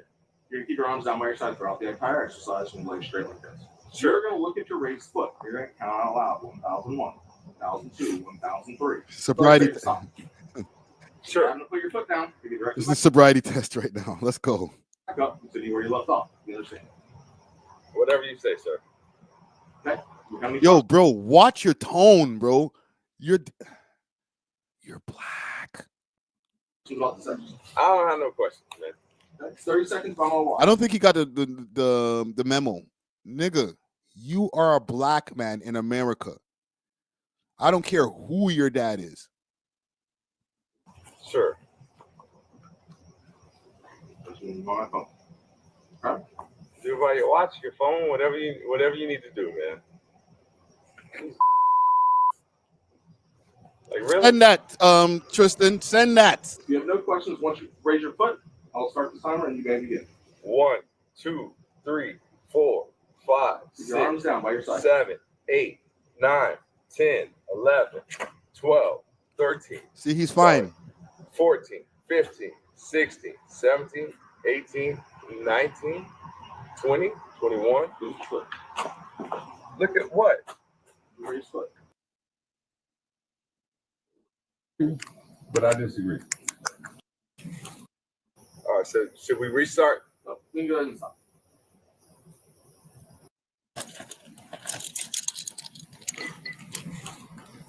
I believe you have too much of this tonight. Okay. Just letting you know. Okay. I disagree with that, sir. But whatever you say. That's what I'm letting you know. I mean, I hear you, but I disagree. Cool. Just letting you know. Call your dad, bro. And they're wanting to bring a train through A.W.O.L. So they're going to bring a train through A.W.O.L. Don't you know who my dad is? Just call your dad, bro.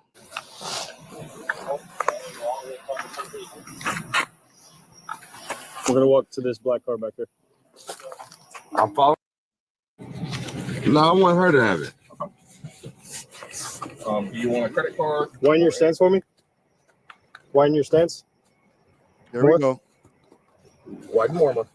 There you go. There you go. I got you. Thank you. This nigga, Man, bro. what a Monday night. What a Monday night. Uh-oh, spaghetti. Can't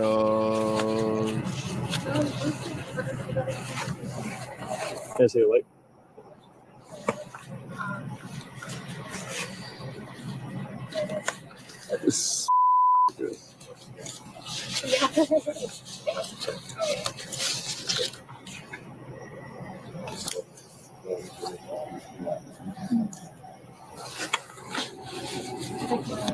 Pause.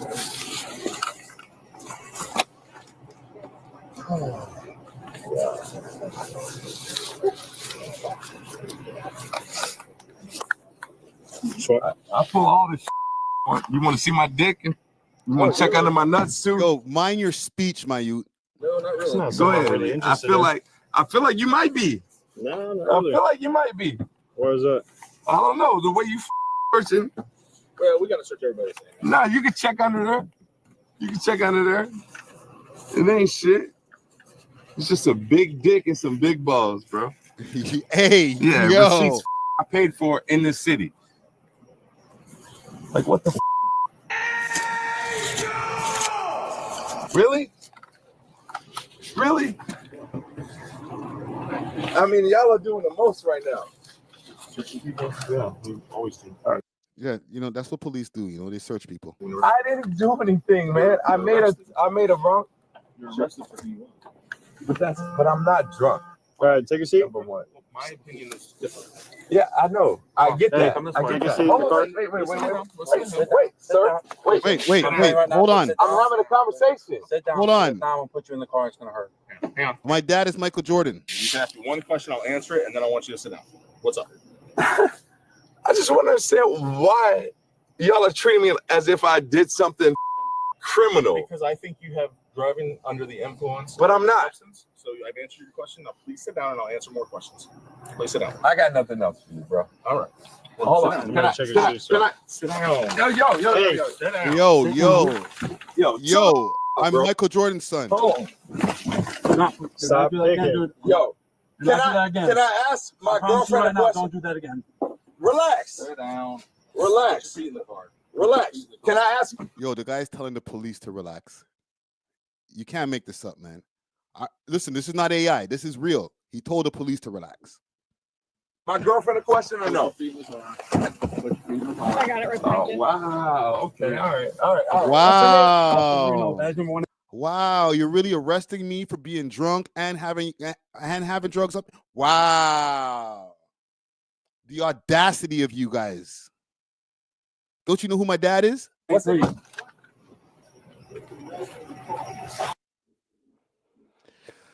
Oh man, this guy's cooked. Well, listen, man. He'll be all right. He'll be all right. His dad's Michael Jordan. Michael will bail him out. You know what I mean? I'll give him a salute. Salute to Marcus Jordan. Okay, get some help, brother. Like your dad in the meme or in the GIF. Get some help. That's for you, bro.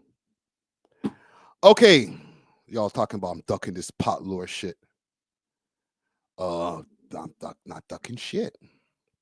I ain't ducking a goddamn thing. Let's pull it up. Let's pull it up. Send me the link, yo. Send me the link. 1 second. Let me send a quick text. Send me the link and we'll get into it.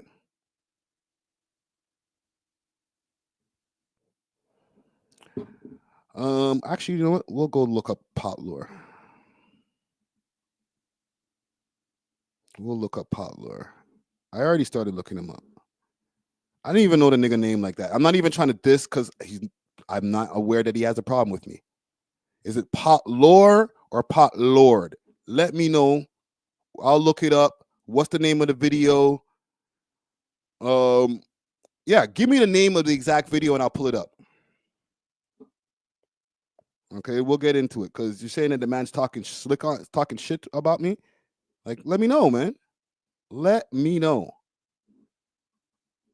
Let's do this. Potlord Friday.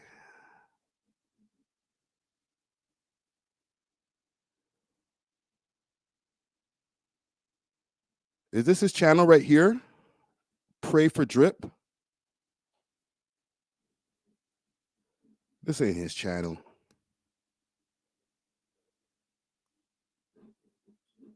Come on, gang. Put me on. Put me on. Let's see what's going on with this dude.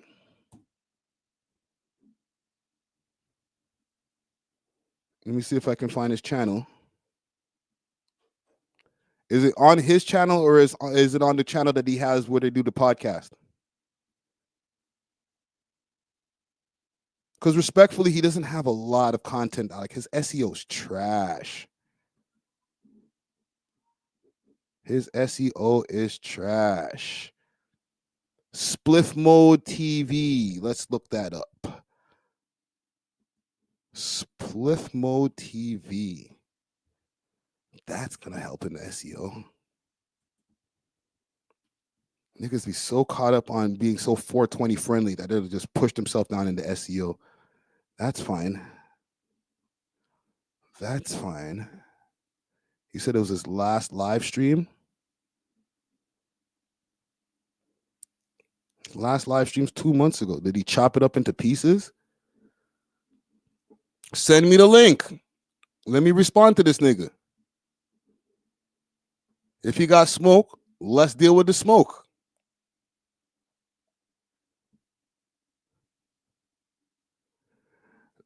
It's on Let Me Cook with Ace Boy Pun. Let's see.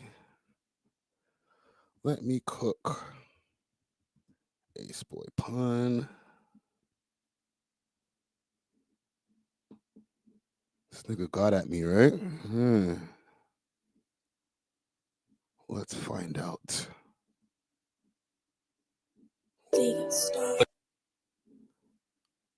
Last live stream was 2 days ago. Was he on the one from 2 days ago? Let me see. Let me check the clips first. 6 hours ago, 8 hours ago. MacWap. Send me the fucking link. Because I remember this youth. I know he was the last time that he bumped into Josh and those guys from the No Jumper crew.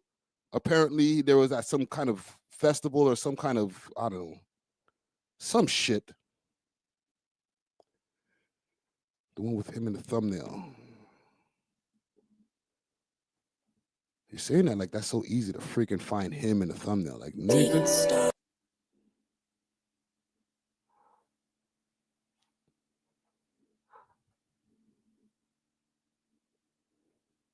Which one is it? I don't even see this nigga, bro. Oh. Is this him right here? What's going on with you, my brother? I'm here. Oh my God. They're gonna go all fan mode. Nigga. That's Is pop. it? Okay, go. Rich Trapper, is you 0 and 10, nigga? You 0 and 10, Rich Trapper? No, this is not it. Gang, literally put the link in the chat and I'll copy and paste it and throw this up. All right, let's do this right now and get this shit out the way. All right, put the link in the chat, man. And I'll do a copy and paste because I know you can't really share links in the chat, or even if you can't put the link, put the exact title in the chat and let me go find this shit. Yeah, I'm slow, nigga.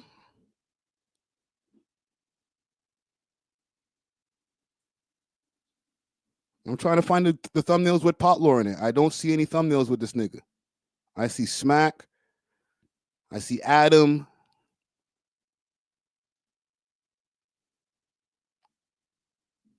All right, I could look up what his name. Potlord.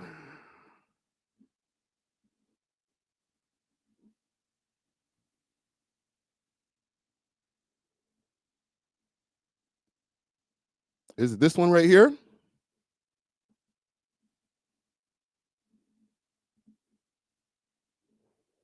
Right, is it the second one? Let me know, because I don't want to go on a wild goose chase, man. This is from 13 days ago.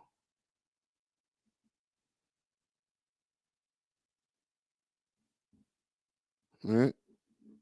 Let me look it up. Let me go in there.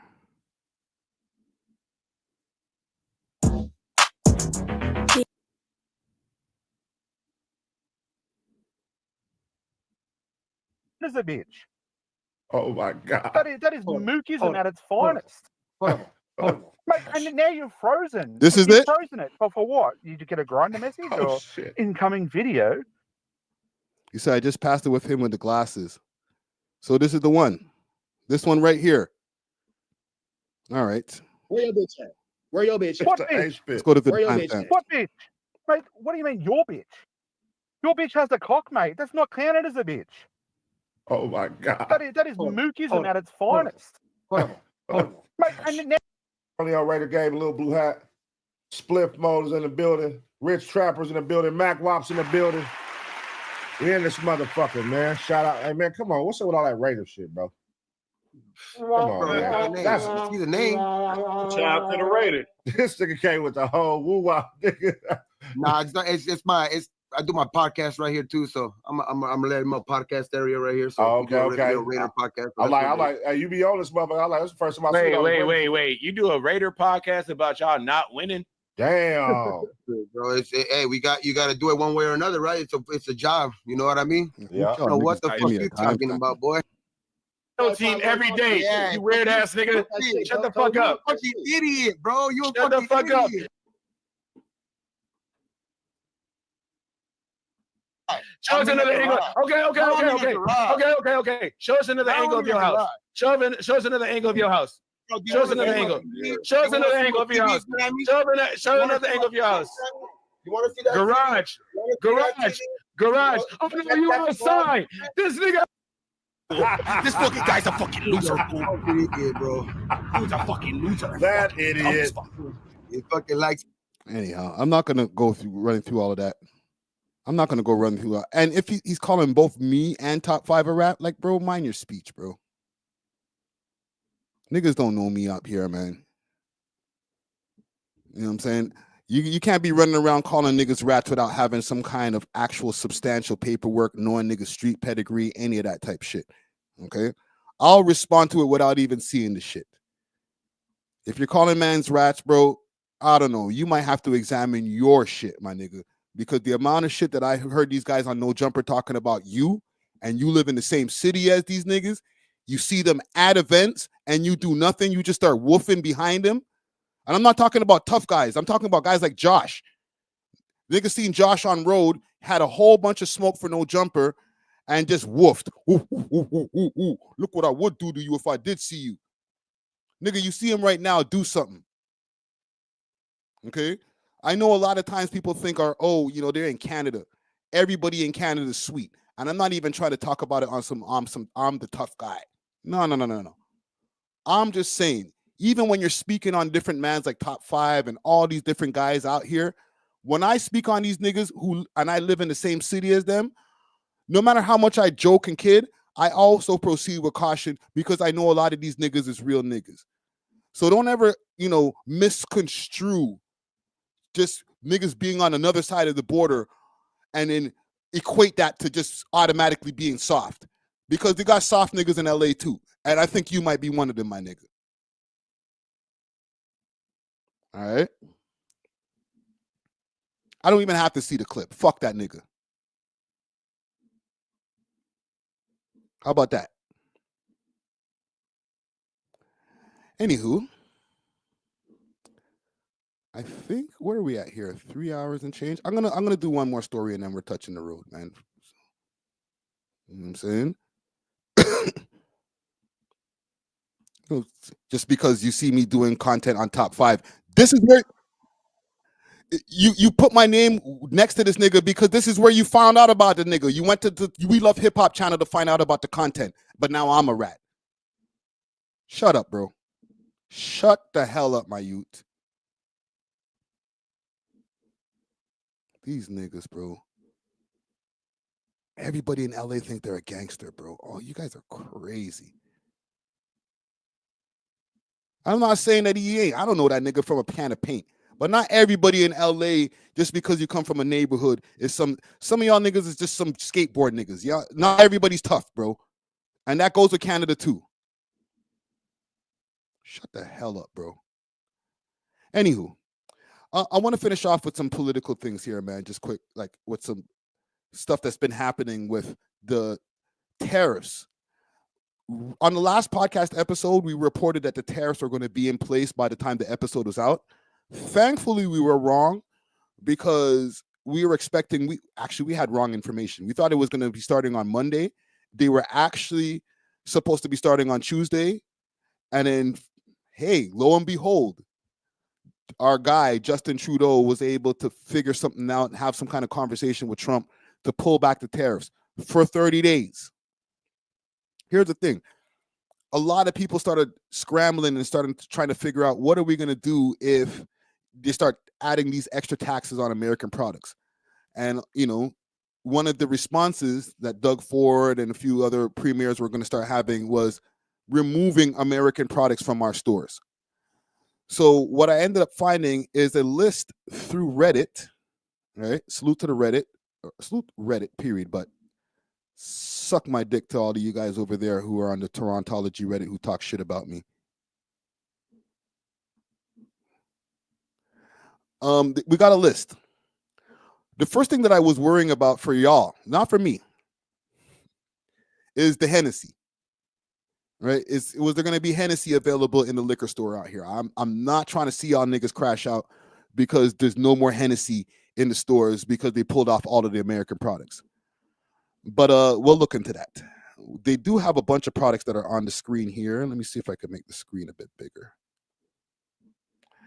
So we got our categories right here. There we go. Beta. Okay, so we got our categories, brands to avoid, and then try these Canadian alternatives. All right, now keep in mind, we're not out the clear. I do think, you know what, maybe I should ask you guys in the poll. I do think that Trump's going to add the tariffs in the next 30 days. I'll ask in the poll here. Will Trump add tariffs in 30 days? All right. And part of the reason, a big part of the reason they're trying to say, and we've mentioned this multiple times here on the podcast or on live stream, is because of the amount of fentanyl that we've been sending over to the United States. Even though we make up for what 1% of the fentanyl that these guys get over there, where Mexico makes up for I don't know how much percent, just putting lies on us and shit. But let's look into this. So here's the categories: dairy and cheese, no craft. So no Saputo, no Black Diamond, no Armstrong. Cream cheeses, no Philadelphia. All right, that's out the door. No Yoplait. Wow, Yoplait is American. So we can get this instead. Some Saputo, some Black Diamond, or some Armstrong. Instead of Yoplait, get some Astro. Get Olympic. All right, let's get to the soft drinks. No Coca-Cola and no Pepsi. As an alternative, try Canada Dry. Maybe some PC Cola. Or the Walmart special, great value. You guys are tripping. So wait, no more mac and cheese? Holy shit, man. You guys are going to freaking give the trailer trash tricks a heart attack, man. That's crazy. No Tropicana? You're wildin'. Look at this. Look at this, gang. No Starbucks. Yeah, right. McNasty said the RC Cola. Is that making a comeback right now? RC Cola's making a comeback? Jay Castro says, nah, Friday. It's because Trudeau administration tried decriminalizing fentanyl. That damn old Trudeau. I seen somebody in the comments the other day when I did the coverage on his son, Xavier Trudeau. W super extra goated comment. This nigga said his rap name should be Lil Blackface. I said, yo, man, you need a microphone so you could drop the mic, bro. That right there, best comment of the week, man. But let's get back to the list. Getting sidetracked. Chips, no Lays. All right. Instead, get you some Old Dutch, some Covered Bridge, hard bites. All right. We got choices. No Doritos, no Cheetos. You're crazy. Actually, I could do without it. What else here out here? No Oscar Myers. Pause. Instead, get some Maple Leaf, some Schneider's.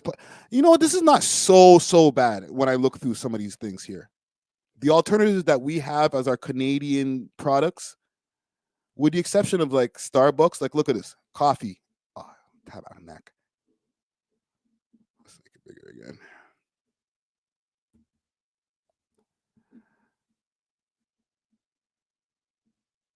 Pull it back, pull it back, pull it back, pull it back. When it got to the coffee, where is that coffee section?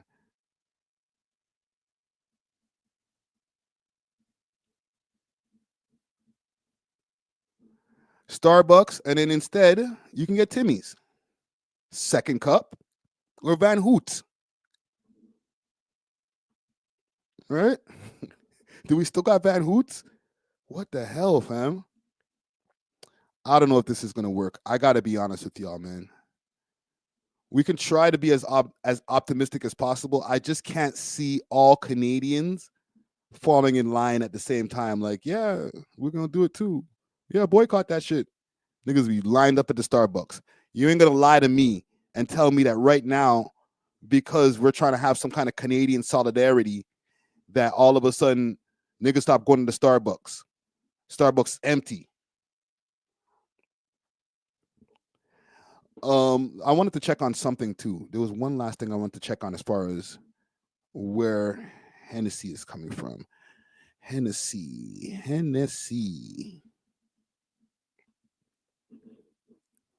I'll pull up the screen so y'all can see what I'm looking at. Because if we don't got the Henny, holy, it's a wrap for you guys.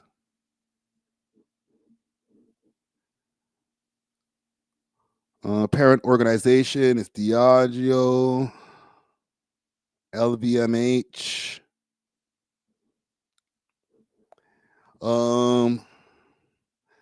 Is Hennessy an American product, an American company? Let's do that. No, Hennessy is a French cognac. The company's headquarters in cognac is in France and is producing since 1970, some 70, blah, blah, blah. Okay. All right. We should be fine. We might not, you know, a lot of people are getting imported backwoods anyway. Like a lot of, I ain't trying to snitch or anything like that, but a lot of the backwoods that people are getting anyway, they ain't supposed to be behind the counter. So it's whatever with the backwoods. However, if y'all want to get those official government packed backwoods, if you're really trying to stand and have Canadian solidarity, no backwoods. Backwoods is an American company. You got to get the frontwoods. All right? Y'all good with the frontwoods instead? Because you can't have backwoods. If you're really trying to stand in solidarity with your country. Man, them have to deal with the raws or zigzags. You can't even use that. Century Sam's? Y'all want to bring back Century Sam's? You're crazy. I ain't trying to smoke that cardboard, fam. You're crazy. And yeah, Raws, that's a wrap. American garbage. I can't use that. I'm not a traitor. Damn. What the hell am I gonna roll with tonight? Canadian. Hold on. We'll find out, gang. We'll get us right, man. Canadian rolling. Let's do this. Rolling paper company. Let's do that. Canadian rolling papers.